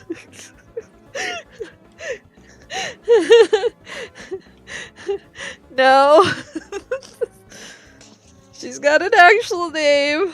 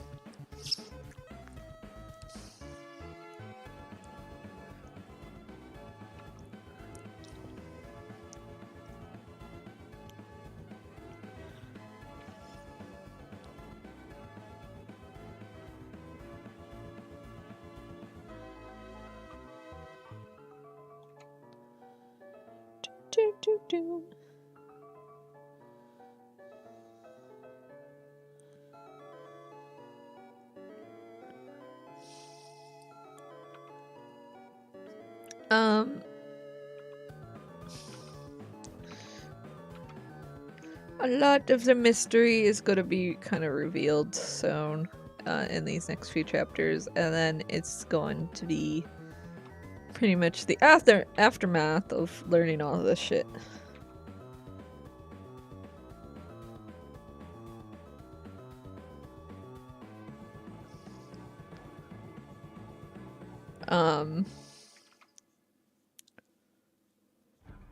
I wouldn't call it I wouldn't call it the climax, but it's like the pre-climax, kind of. You're getting ready for shit to hit the fan.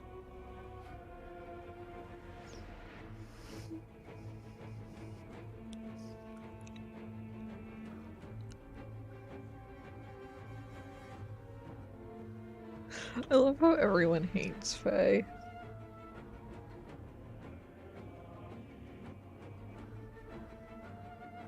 But she literally just takes no bullshit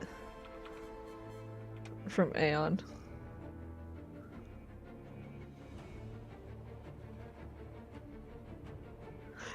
The first peak before you realize that there's a higher peak, yeah.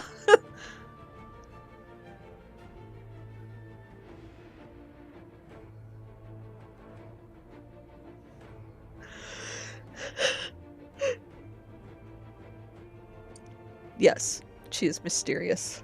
She has scribbled name. Yeah, you just got up to that peak and you're like, whew, we're just gonna go down from here, and then you're like, oh, there's another mountain.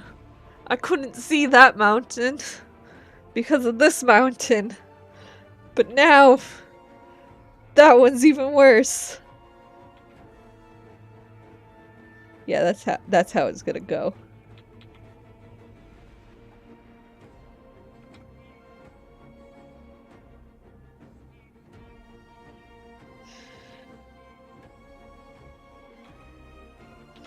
Someone's gonna have a mental breakdown. There's gonna be lots of drama. Ain't no mountain high enough.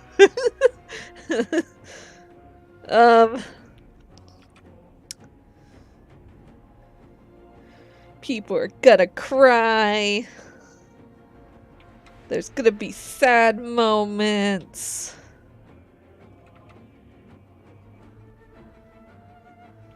There will be a death.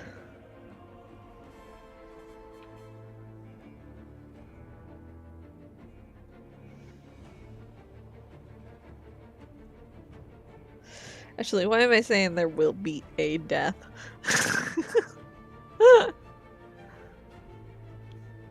I mean, literally, they're about to start a fucking war. There's gonna be multiple fucking deaths.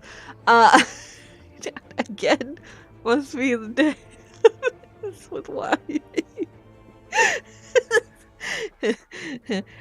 Every day is a mental breakdown for Aeon. Who said it's gonna be Aeon that has the mental breakdown?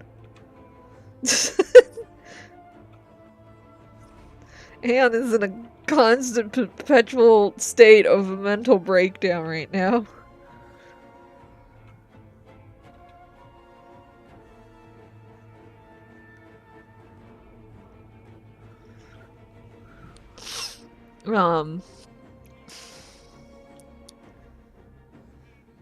There will be multiple deaths because war, you know.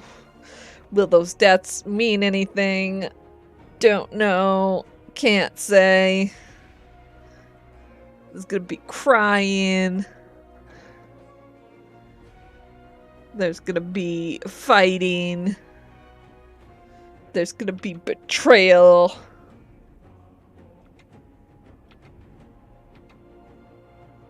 I'm just stating like every dramatic thing, by the way, just to mean that there actually isn't gonna be any of this.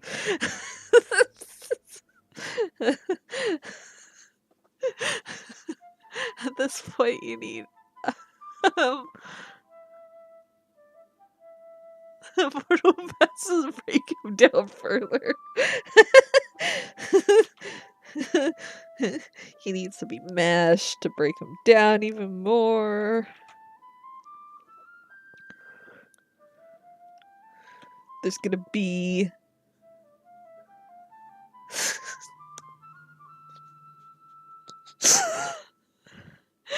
oh my god, I just thought of one of the comments that my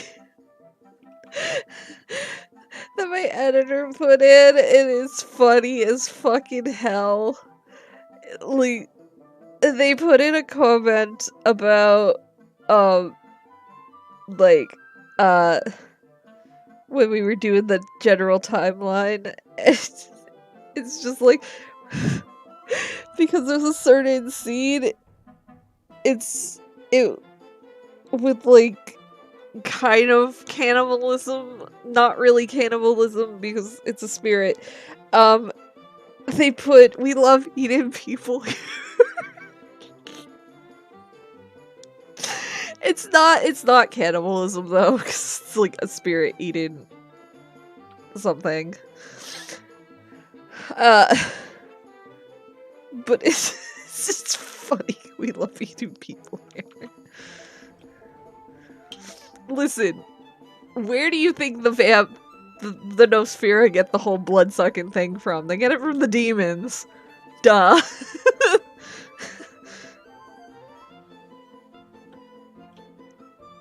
And it's mostly eating magic, it's not really eating people. Demons kinda crave a bit of magic, especially light magic. It's, you know, they just got corrupted and shit. Getting down with the sickness.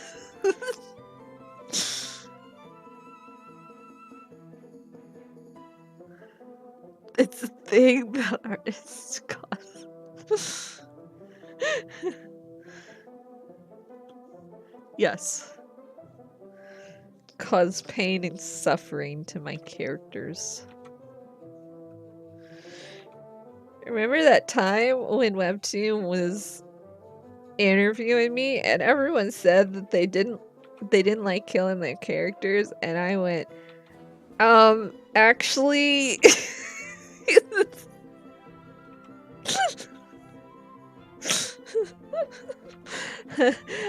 actually, I do actually like causing pain and suffering to my characters. The more the better.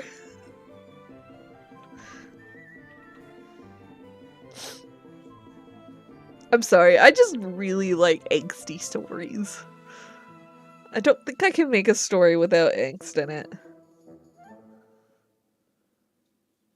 Oh my god, that would be a horribly failed challenge for me, is just to make a story with no angst, just happiness.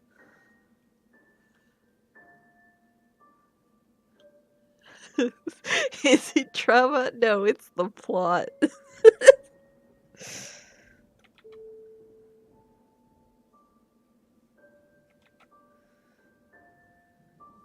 It's just the plot.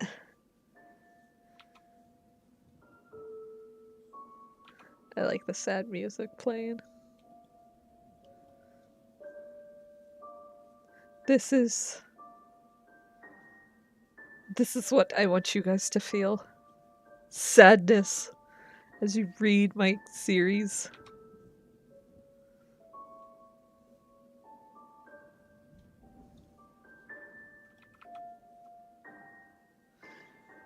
Sadness, disparity. I want you guys to actually cry.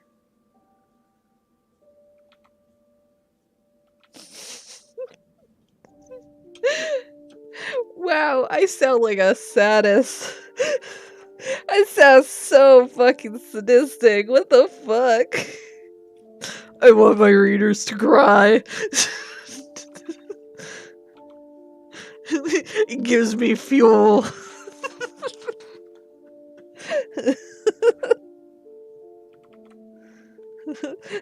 The more pain you guys are in, the better.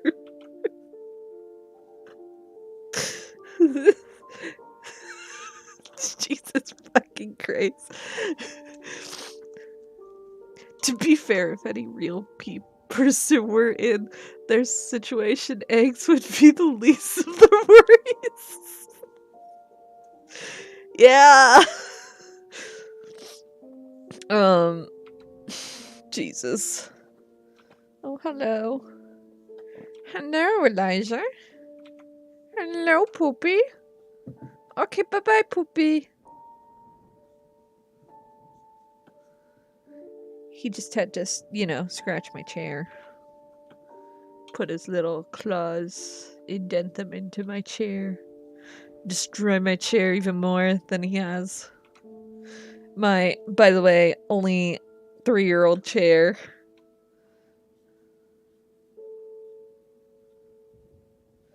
Which was brand new, and he destroyed within a year. I'm still pissed off about that. I refuse to get another chair. Because he's just gonna destroy it. Okay.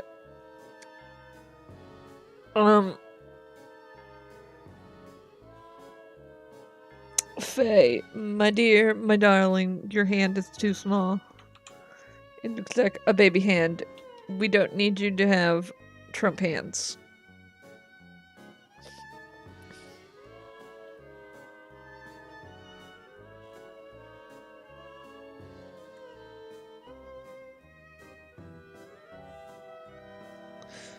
Oh, okay.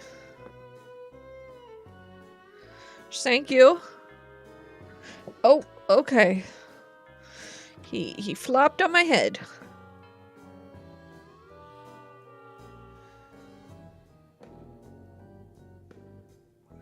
He's on the back of my chair.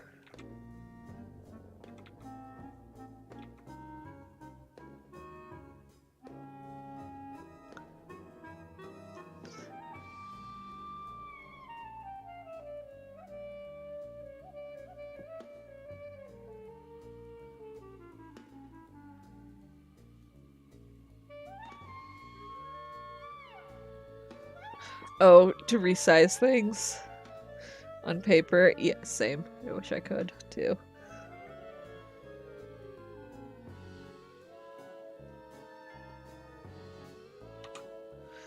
I have a tendency of where I kind of accidentally make heads too big, or I make hands too big, or hands too small.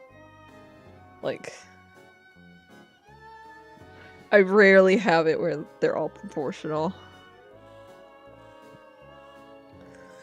Which is why digital is great for me, because I definitely need to resize things a lot. Okay, bye, Elijah.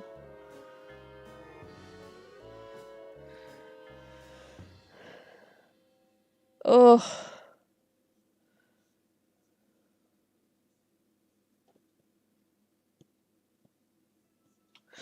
There we go. Okay.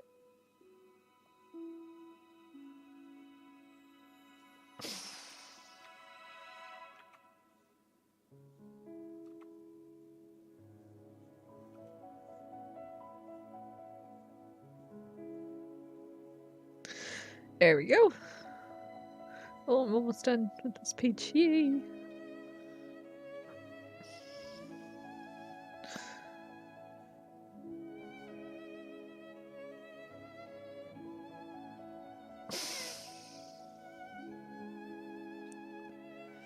I do love the moments where I get to have Faye and Aeon interacting, because they do have like the best interactions, I find.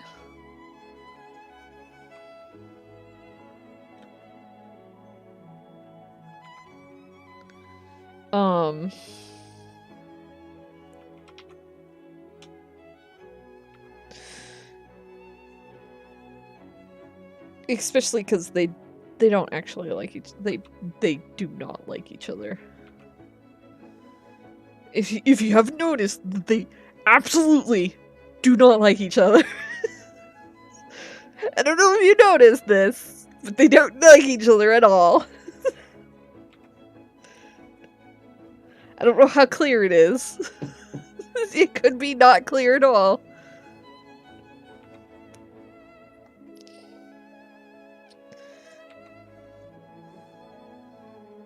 The funny thing is because Faye actually can like people that are similar to Aeon's personality, but not at the same time. She doesn't like Aeon because of the way he acts. But in D&D, she does like Cornelius, and Cornelius is a very flirty type of individual. But unlike Aeon, Cornelius isn't a fucking dick. Which Aeon is a dick. Like, don't excuse him. He is an absolute horrible person. Are some of his circumstances pretty much playing into that stuff? Yes, but it does not excuse being an asshole to everyone and anyone he runs into.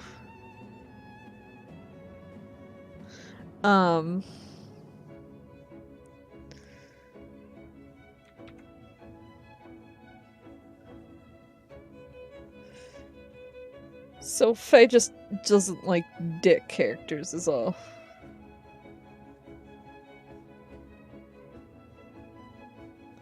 Though, that saying, she did not like Cornelius at the beginning of the campaign, like, at the beginning of their meeting. Not the beginning of the campaign, because, Bree was playing someone else.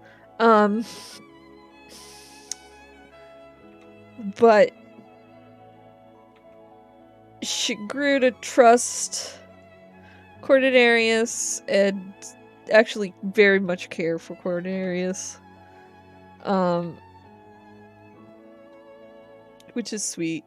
But she did not trust Cornelius at fucking all.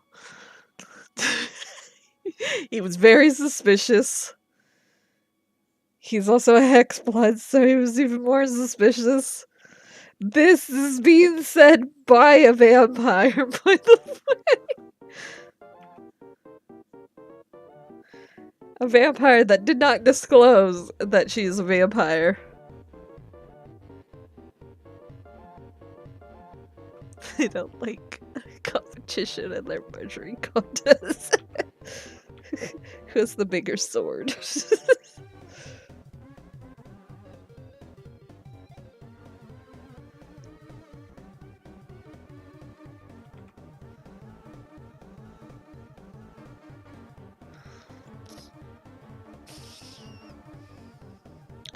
Faye has the bigger muscles here, though. It's very clear. Aeon's scrawny. Nah, Aeon's pretty lean. Pretty fit for... Well, he's gotta be, because he does a lot of parkour.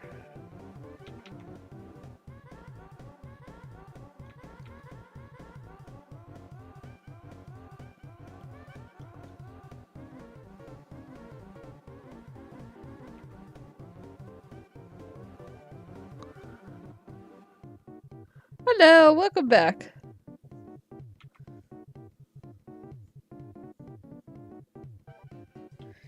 Eeh.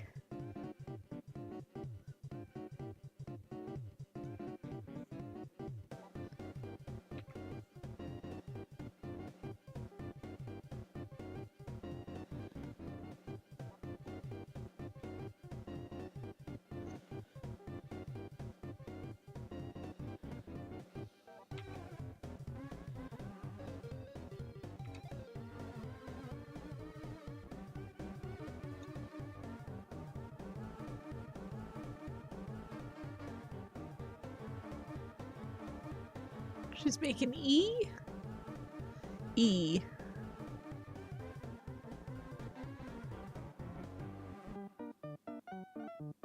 You don't remember how to say it in English. Okay, no worries.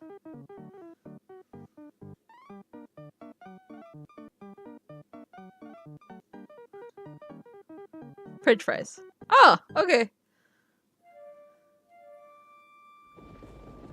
French fries are good.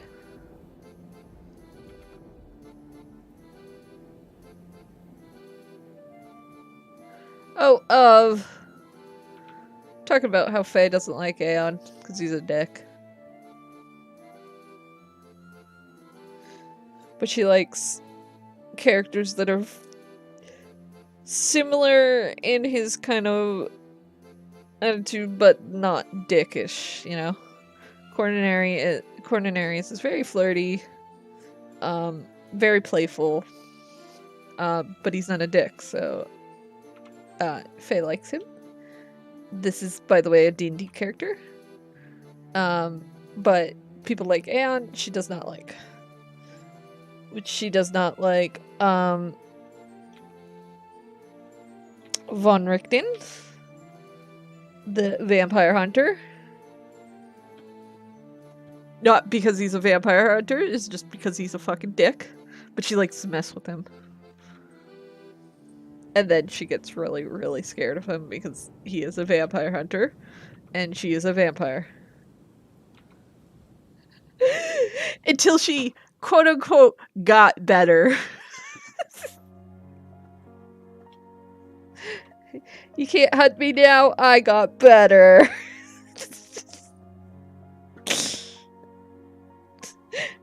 When Strahd was like, you're not a vampire anymore? And she's, how did you fix that? And she's just like, I got better.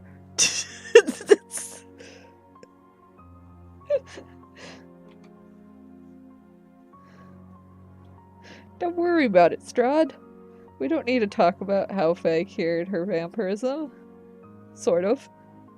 She didn't. She's still technically a vampire. She's just a different type of vampire.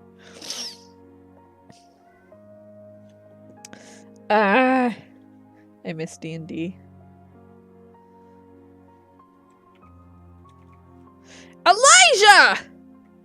Elijah, get. My fucking god. What did you press? What did you press?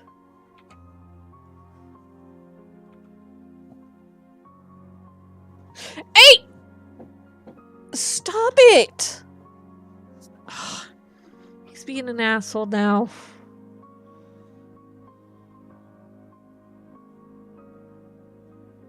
No, okay, get out. Out. Out. Out. Hold on. Be back.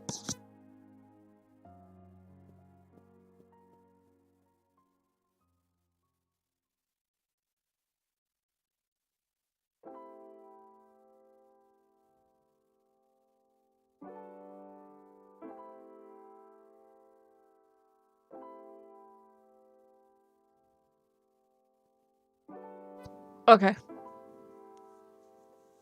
Alright. I'm back. He was stepping on the keyboard and kept jumping up on the keyboard. Like, he can jump everywhere else. He just stop jumping on the keyboard because it triggers a bunch of things.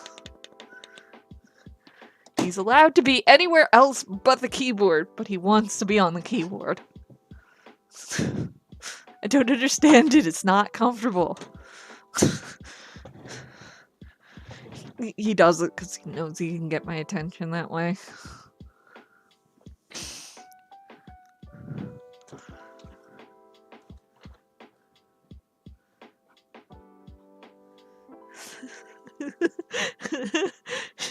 She will never trust him as far as she can throw him, mainly because that is far.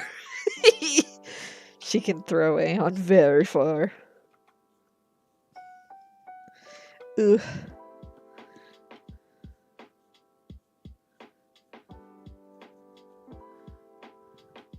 Oh man, I want to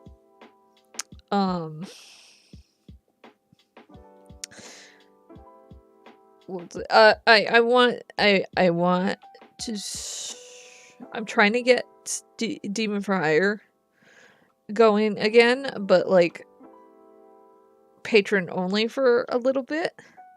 So I probably won't be posting Demon for Hire for a very long time.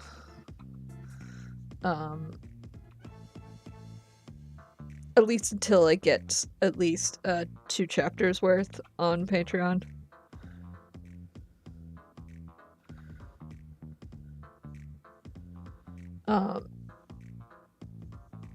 Because I want to get volume 2 done before I start publicly posting again, so that I can print that volume, and then if you guys want to read it faster, you can just buy the volume or become a Patreon or something like that, you know. But I also want to be really, really far ahead. I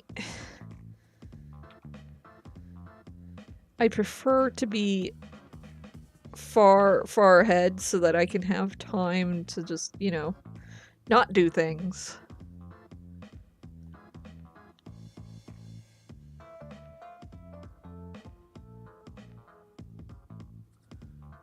Demon prefer log. I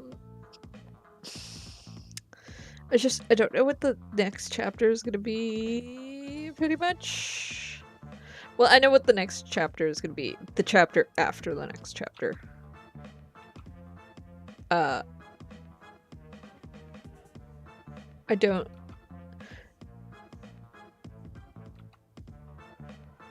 Because I'm still technically introducing some of the characters. And explaining some things, but I'm trying to get through the story, you know? I don't know. I don't know how long I want the story to be. I do wish I could get it done in like 16 chapters, but I'm already at what, chapter 6, so that means 10 more chapters is available to get the story going and get to the point of things and tell some backstories of some characters and stuff like that. Which I watched something yesterday, and it said don't introduce characters if you don't plan on developing them, which I don't think that's like you can like develop a character without telling their backstory and everything. Like, you don't have to tell their entire story. Like, I'm not gonna go over Faye and Liam's story very much.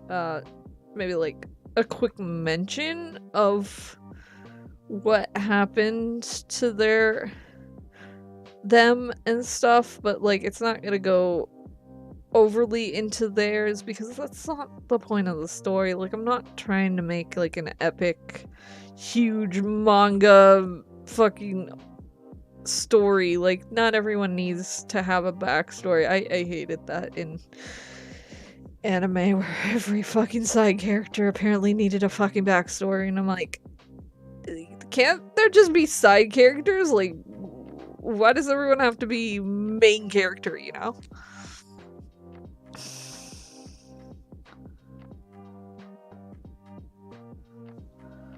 How long have you been in this world of drawing? A very long time. I've been drawing since I could hold a pencil, but digitally I've been drawing since I was 15. That's just digital. If we count paper, it's been however long I've been able to hold a pencil, because I've been drawing since I was a baby. And, like, it was mostly fan art though, but, like, you know. I had some of my own characters that I liked drawing, and I drew some stories too then. I would say comics is around 2007 is when I started comics. Comics. And then web comics. I started in 2010 is when I started posting some web comics, because then I realized, oh wait, you can post these. I was very new to the internet around that time.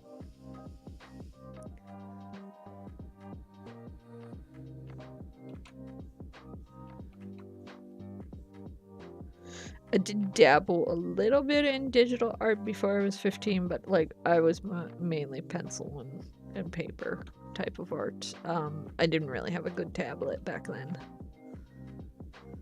And even though I had a tablet, I was always grounded, so I couldn't use the computer much. Yay. Also, I wasn't grounded because of, like, bad things. I was grounded because of grades. I didn't really do much other than grades being poor. Which is why I tell people, focus on your studies. Do as I say, don't do as I do. Because I've learned the hard way about not focusing on studies in high school and stuff.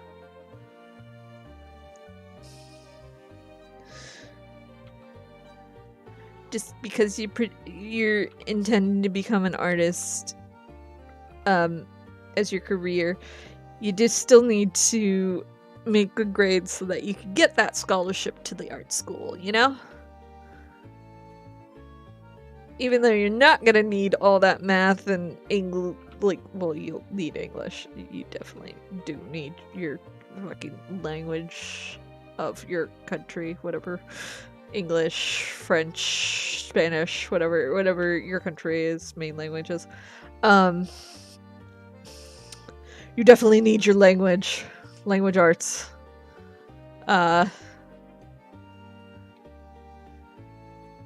Cause that's important, especially if you're gonna do like comics. You want to be able to have good grammar and stuff.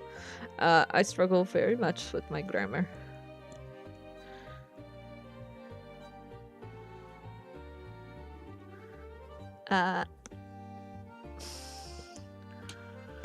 Oh, I keep putting the page like really far over. Sorry. I'm right-handed. That's why I keep putting the page like over here, because that's where my right hand is. But, you know, I can move my damn arm.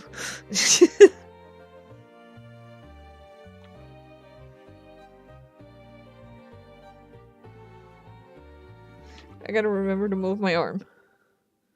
Move your arm when you're drawing. It's very important. Don't draw from your wrist. Draw from your arm. My dream before was...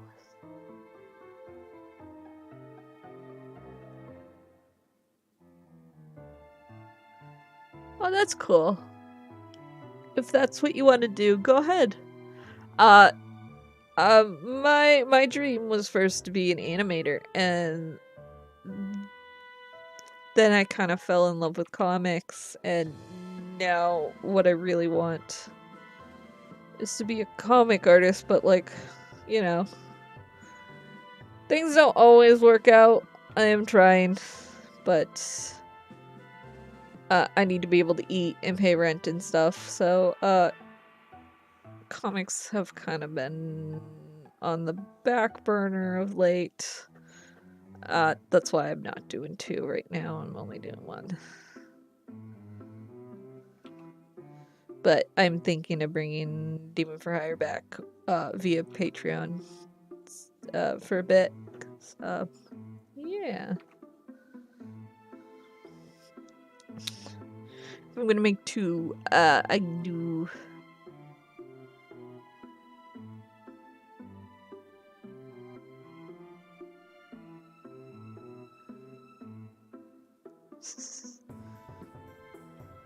I'm gonna make 2. I don't think I can financially do 2 free ones right now. So unfortunately, if you guys want the second one, I'm gonna have to ask for support.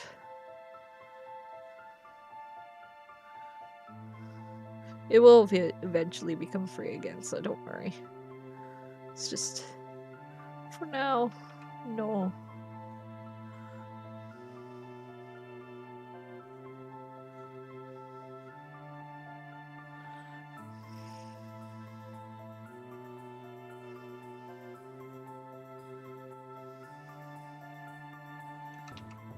Ooh.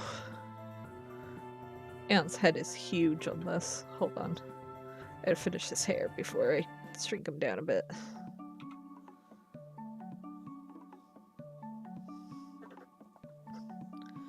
Shrink.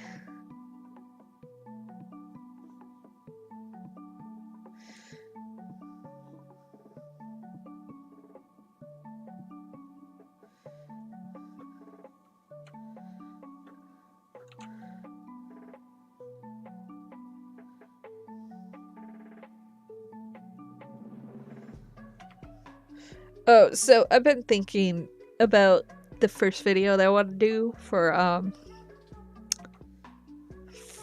the story time, and I think I want to do... I probably am gonna do an introduction video first. But I want to do an introduction video, but I think maybe not an introduction video first. I think what I want to do is like the title is gonna be like the eldest of 10, so that just tells you what what it's gonna be about. It's pretty much just gonna be like letting you know how it was growing up, like as the eldest of 10 fucking siblings. Given I didn't live with all 10 of my siblings, but like, or not 10, all 9 of my siblings. Like I believe I only lived with like 6 of them, but yeah. But like, yeah, I am the eldest of 10, by the way. That is the most interesting thing. I find it's the most like surprising thing people figure out about me. Which, yes, I have a lot of siblings. Are they all full siblings? No. They're not all full siblings. My mom and dad only had me. My dad went on to be with someone else, and he had 2 other children, and then my mom went with other people, and she had a couple of other kids. And by a couple, I mean a lot.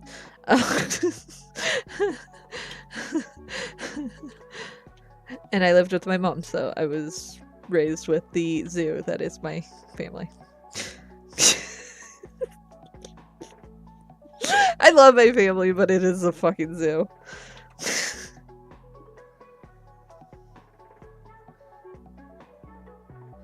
But I feel like that is a good place to start off my story times. Because it's just, wow, chaos. My life is chaos. I thrive on chaos.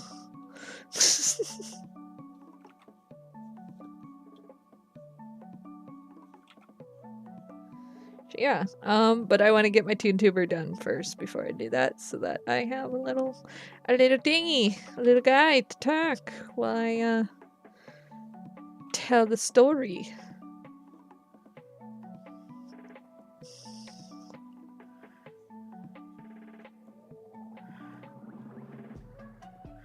Bam! Oh, wait. I gotta erase some of the lines in the hair. By the way, I erased some of the lines in the hair.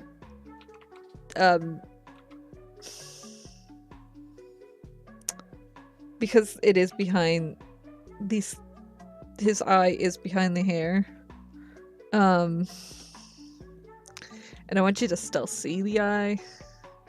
Even though it's behind hair. I know this is not actually how hair works. When something is behind hair, you can't really see through it. But if like this was like this,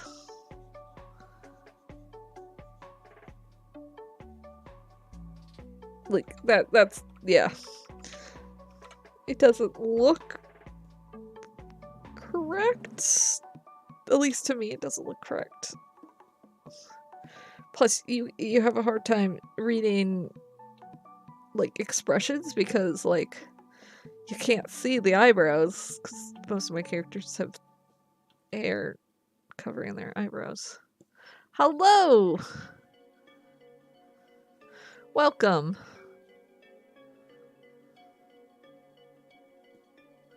There we go. Oh, I missed the spot. I find I do that a lot. Like I miss lining like a part. Actually, I found like when I was done sketching everything that I like forgot to sketch a couple of the bodies. Yeah, you can't see the expressions with realistic hair. Also, this isn't really realistic hair anyways, because like it's very standy-uppy. Though, my hair has been doing an anime every morning where it's kind of like I'll show you. It's funny. It's been like I have my hair like this. And then for some reason, it's doing this every fucking morning. Like every morning I have this calic. It's fucking... I don't know. I'm not really doing anything. I didn't put anything in my hair. My hair just stands up naturally.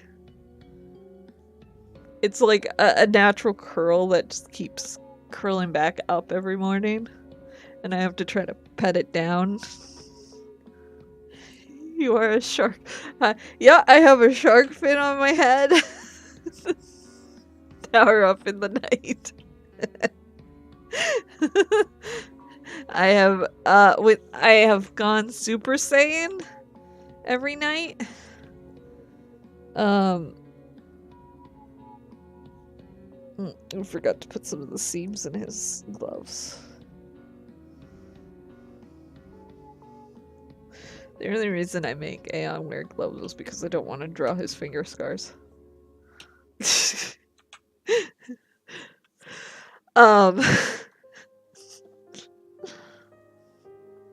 That's the only fucking reason, by the way.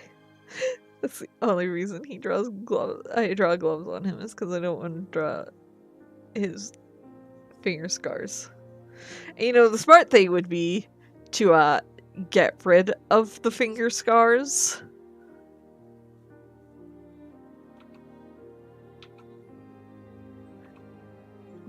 But that's the smart thing.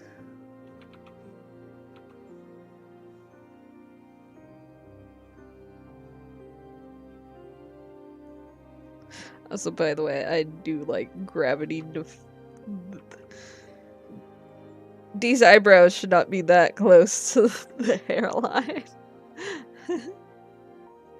But I like to do cartoon eyebrows, where they're kind of floating.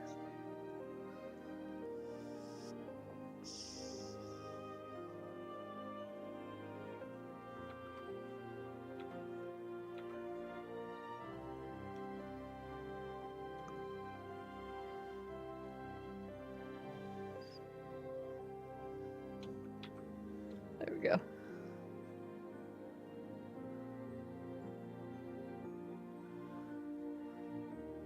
I wanted to be a science teacher than a video game creator.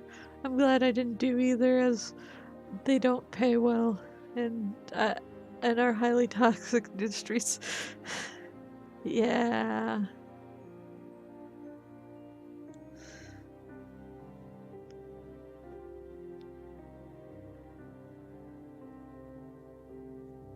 It's very rare to find like a place for the video game industry where it's not full of toxic, like, bros.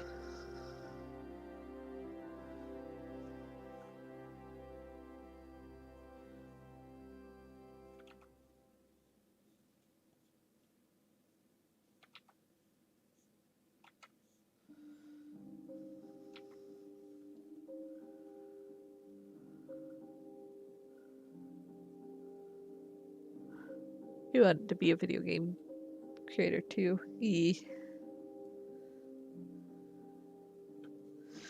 I do want to make a video game, but I want to do it myself, kind of thing. But I need time to do that.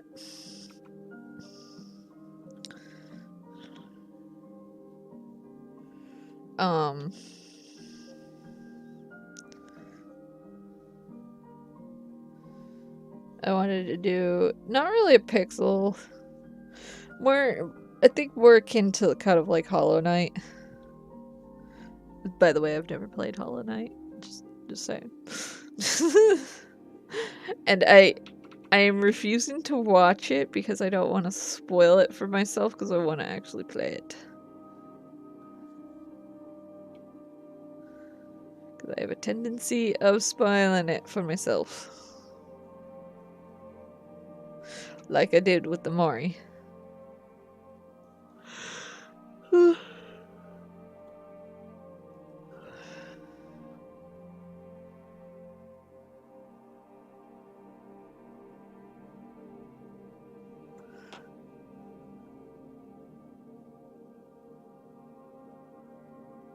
There's a possibility that you will not be recognized by your work.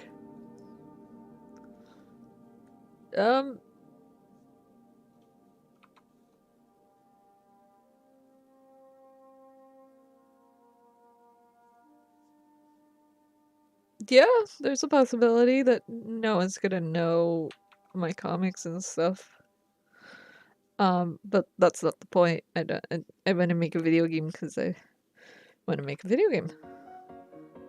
And also, I kind of studied how to make video games, by the way.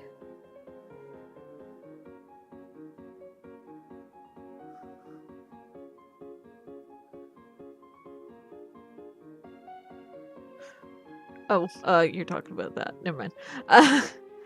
Quite so, in a soul-sucking and exploited way, overworked and underpaid, little recognition, and impossible metrics. That's sad. It's like being an artist.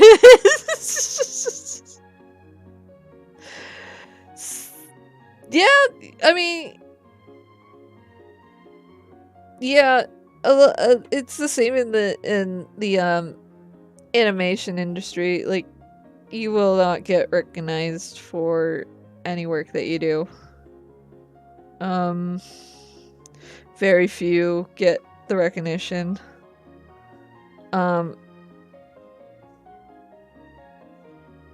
Cause like It's not like they're saying, oh, this scene was animated by this person on the credits.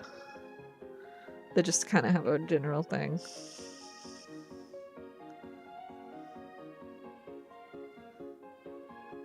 And sometimes you can't even say that you worked on said what scenes you worked on and show like your progress or anything, because like NDAs and shit.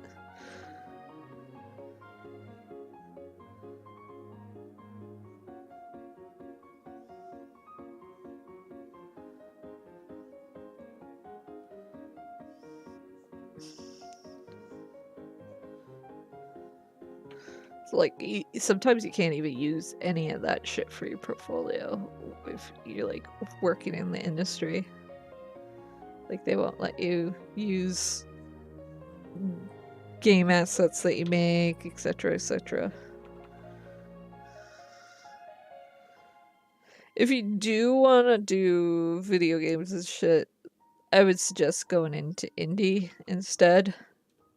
That are learning to do it all like learning to do it like not all yourself, but at least a majority of it yourself, with like a small indie team with you. Probably would be best if you wanted to pursue video games.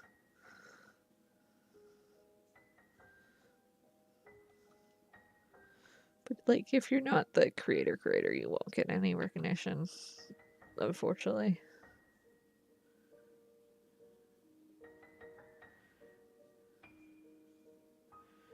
And technically it's kind of the same with like comics. Like if you're not the person writing the comic, for some reason you don't get any fucking recognition. Which is why I would never want to be in the industry of comics. I personally like indie comics. You get more recognition because indie artists and writers are a little more like, let's credit everyone, where like maybe you'll get like a little mention in the credit page that in like small fucking text in an actual industry standard comic. But who fucking knows, because there's so many fucking colorists.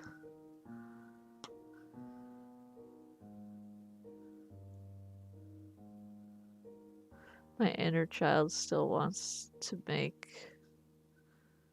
his own space series. Well, you could still do it. Like, don't give up on your dreams of being an artist. It's just know that there is a realism behind it, that not everyone makes it. A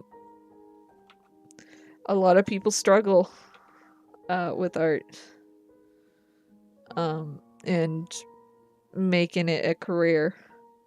Like, as popular as some of my comics are, I don't. This isn't my this isn't my job. This isn't what puts the money, the bread on the table. As the saying goes. I have to work a part-time job somewhere else to make money, because my series is free. Yay. And I made the decision to make it free, so that's on me.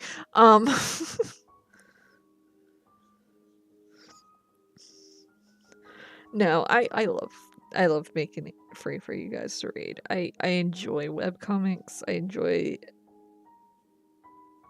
the, what is it called? The being able to interact with your readers a lot better than, say, if I was just doing a normal comic in an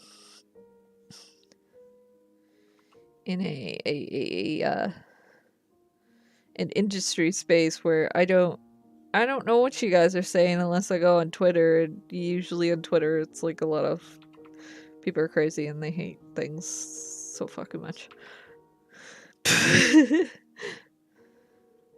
But like you won't probably know much about what people think about your comic outside of webcomics in a normal comic space, because like not everyone's gonna write a review of your comic.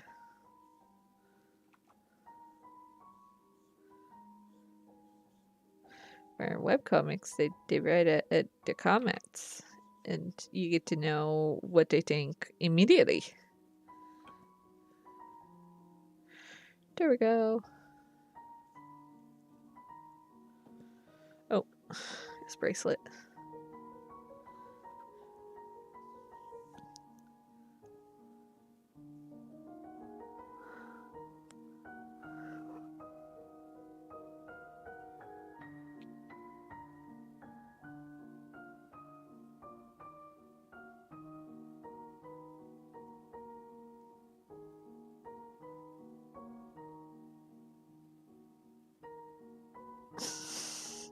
Yeah, never give up.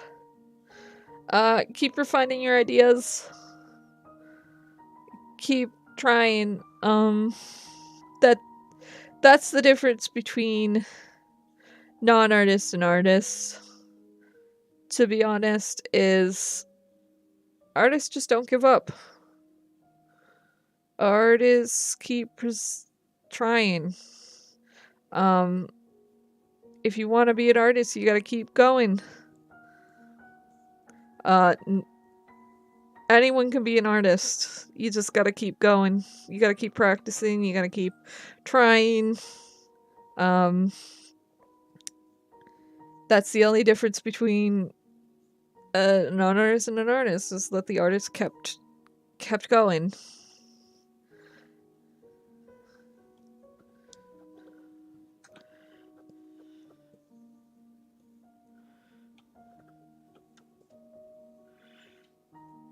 Ugh.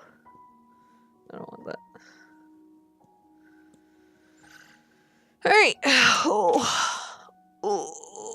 my god. How long have I been going? What time is it? 2 hours and 54 minutes? Yeah, an artist is a representation of never giving up. If you gave up, then you're not an artist, I guess, because you gave up on drawing. That's not to say if you give up on a drawing, you're not an artist.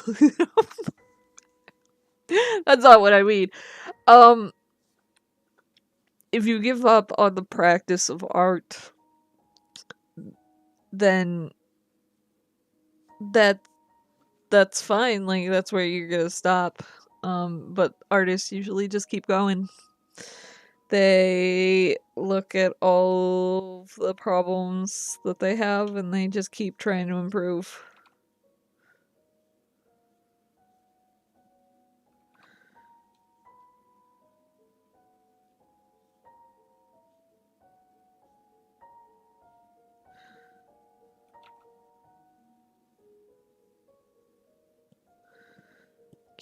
Keep going. You are an artist if you keep your determination going. There we go. That's what I want to say. If you're determined enough, you too can be an artist.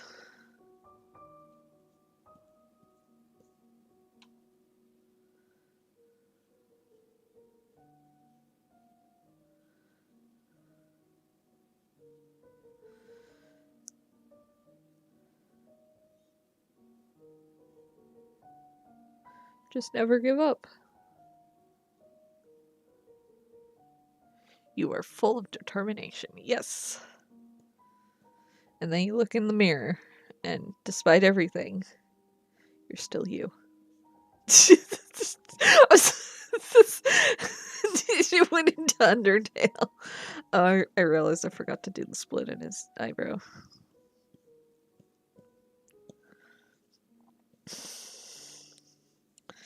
Boop.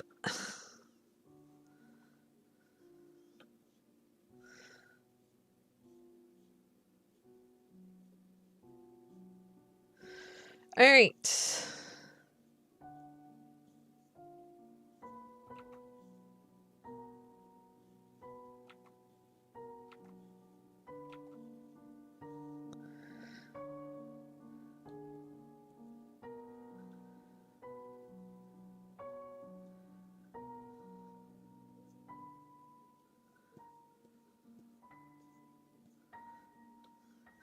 I have a tendency of jumping around the canvas. I don't know why.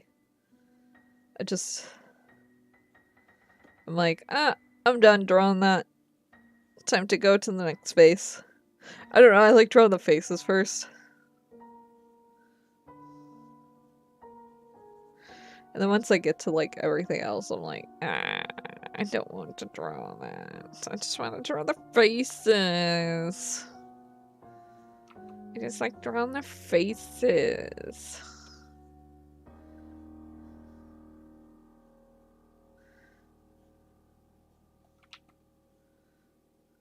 If I could just draw the faces and then have the computer read my mind for everything else, that would be great.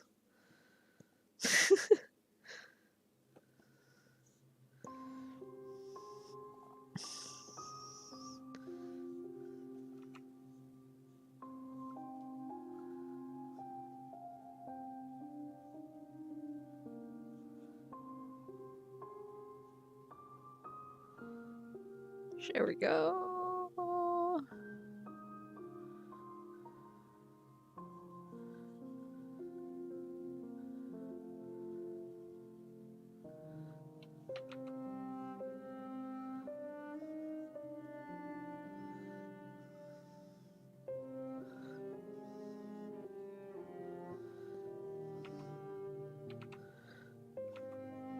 When I was sketching this, I was like, I noticed like everyone except for Anne and Freya have very similar shaped eyes. And that was not on purpose.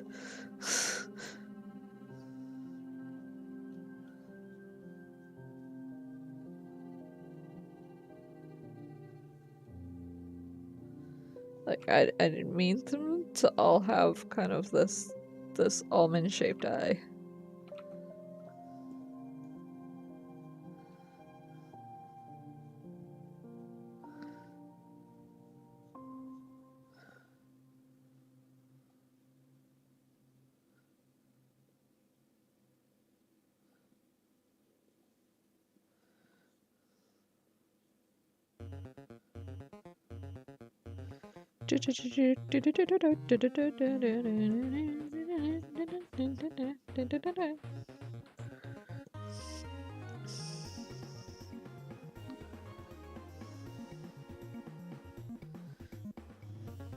Doop. Gotta draw the rose in her hair.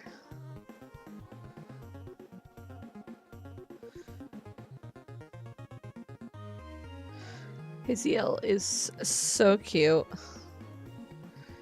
She's like a little fairy princess, but also like a little like, oh dear me, country bunking kinda.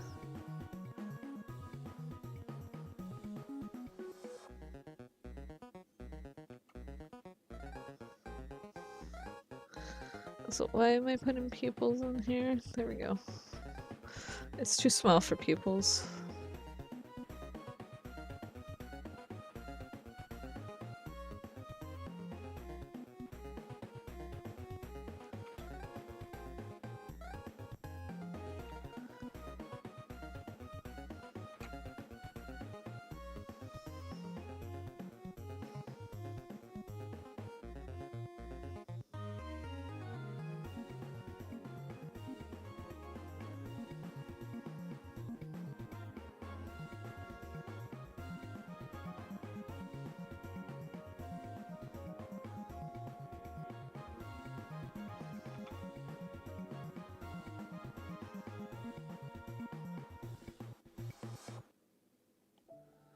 There we go.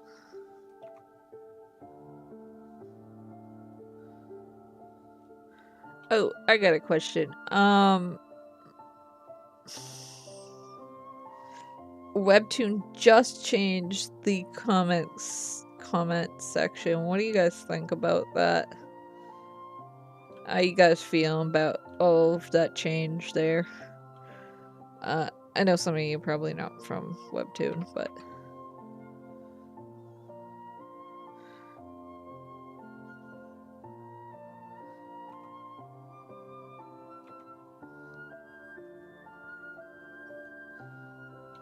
I just feel like I'm gonna start getting like a lot of spam of people like promoting their series on my fucking comics now because of the promotion thing they can do with it.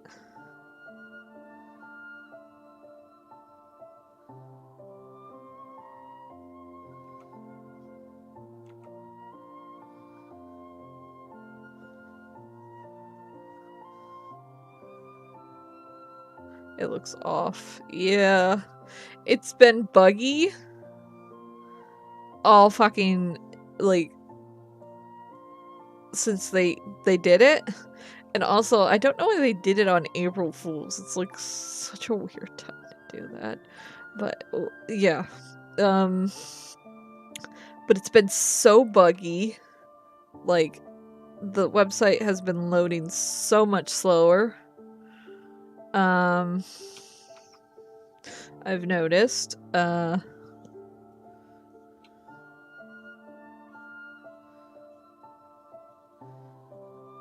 But like I don't know. It's probably something that needed to be updated, but I think they have other things that they need to update first.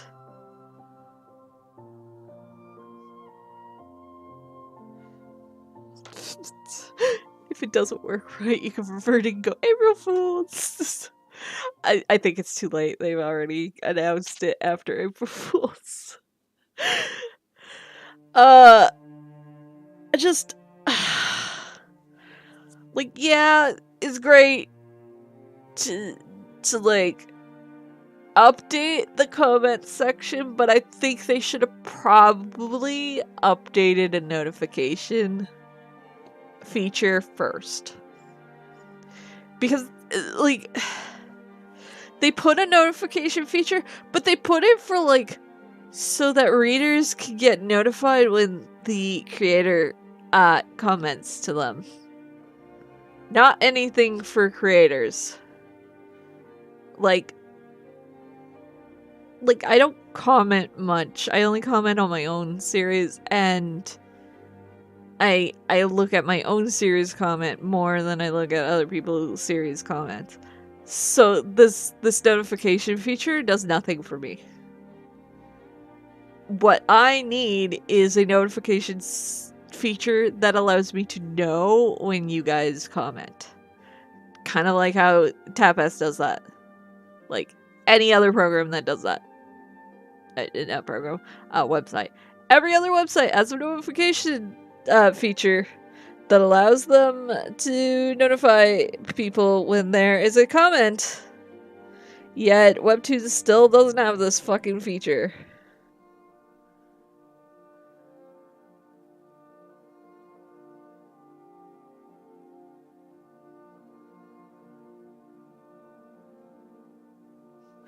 Yeah, I hate that about what Tapas did with their notification. Like, now it's just first front and center advertisement, and I'm like, I don't care about this. Like, I just want notifications. I don't care about comics that I don't read, and I will never read. I don't care. I wish there was a way to opt out of that.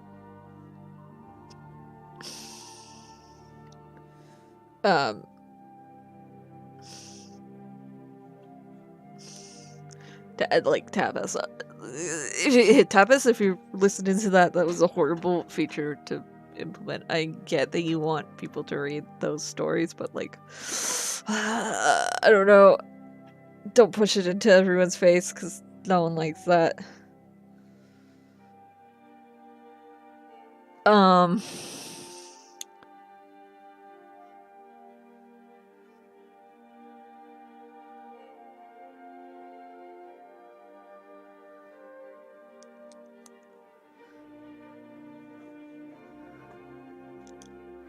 I don't know. I think that there was more important things to fix. Like, did they ever give the originals the ability to moderate their comment section like they promised? Like, I don't think they have done that yet, right? Like, it's still only a Kamvas feature. Also, it keeps going straight to top comments, and I don't want it to go... Oh, by the way, it also notifies you when I like your fucking comment now. I don't think I like that. I like doing it anonymously, and now everyone's gonna get notified every time I like a comment. It's... I don't know if I like that.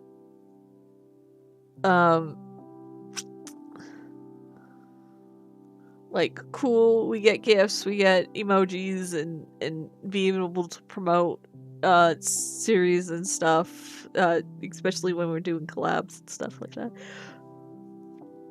But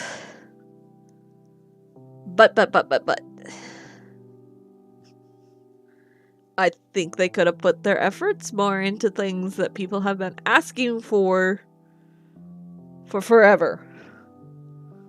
Like, people have been asking for a notification center for creators for a long time. We're still asking for it, and still haven't gotten it.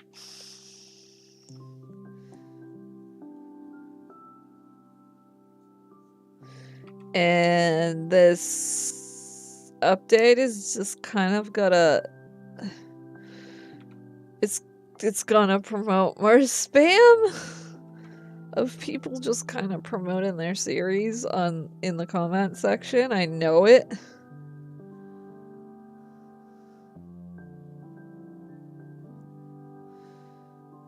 And yeah, I don't know. I like it and I don't. I wish they would have focused a little more on something that people actually wanted. And then they also announced the what is it called? Super Like or whatever it's called. I think it's called Super Like. Which, terrible name, by the way. Very terrible name for a coin system, donation coin system. Could have just said donations instead. Like, I don't know why it's called Super Like.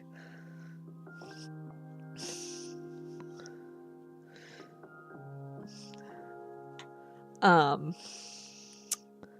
don't know how I feel about that. Like, do they take a percentage of the money? Like,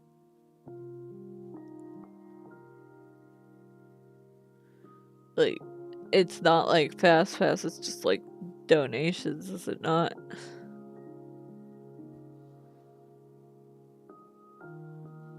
Series preview feature. No, that's not what I'm looking for. I'm looking for the Super Like thing.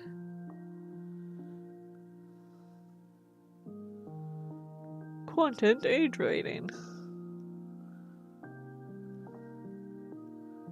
Also, how is the content age rating thing going? I know it's coming to originals. Are they gonna do it for, like,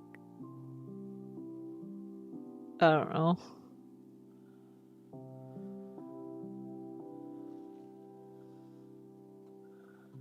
I'm not seeing where the super... I think it's just on... Hold on, it might just be on,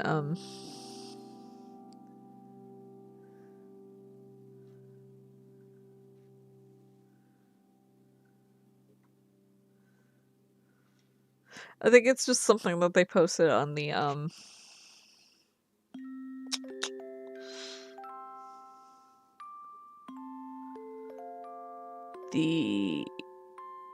Discord. Yes.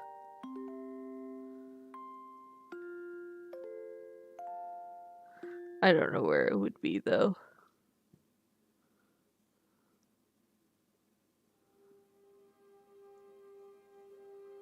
Also, not many. They didn't really do much for April Fools this year. Did you notice? Like, at least not with their originals. They kind of just did it with Kamvas.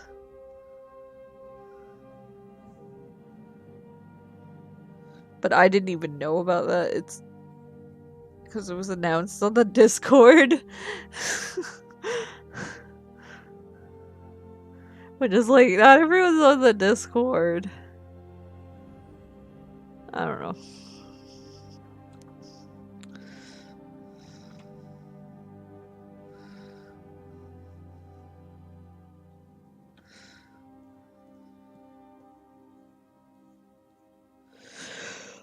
Oh well.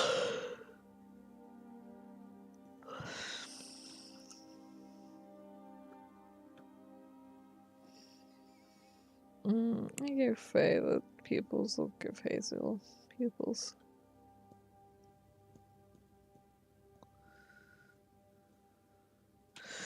Alright. Sorry to leave this on kind of like a rant on Webtoon.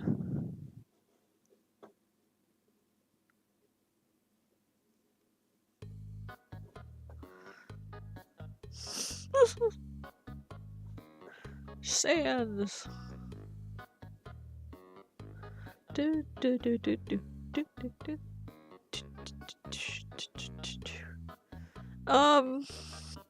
I think that's gonna be it for today.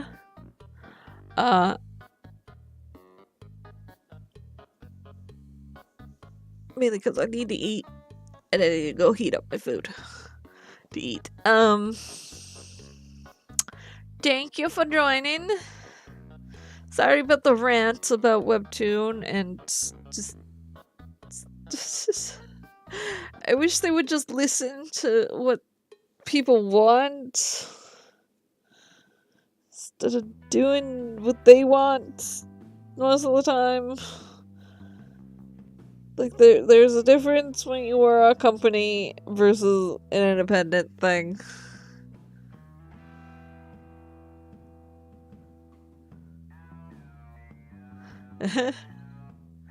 But, yeah.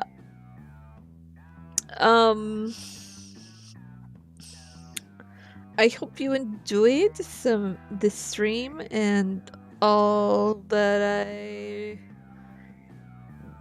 did and did not reveal about the story. I will probably announce something about Demon Friar eventually. I don't think it's gonna be soon, but it's gonna be probably sometime this month or next month. I don't know. But we'll see. So yeah, thank you for coming. Oh, not starting soon. I want to see you soon. See you next time.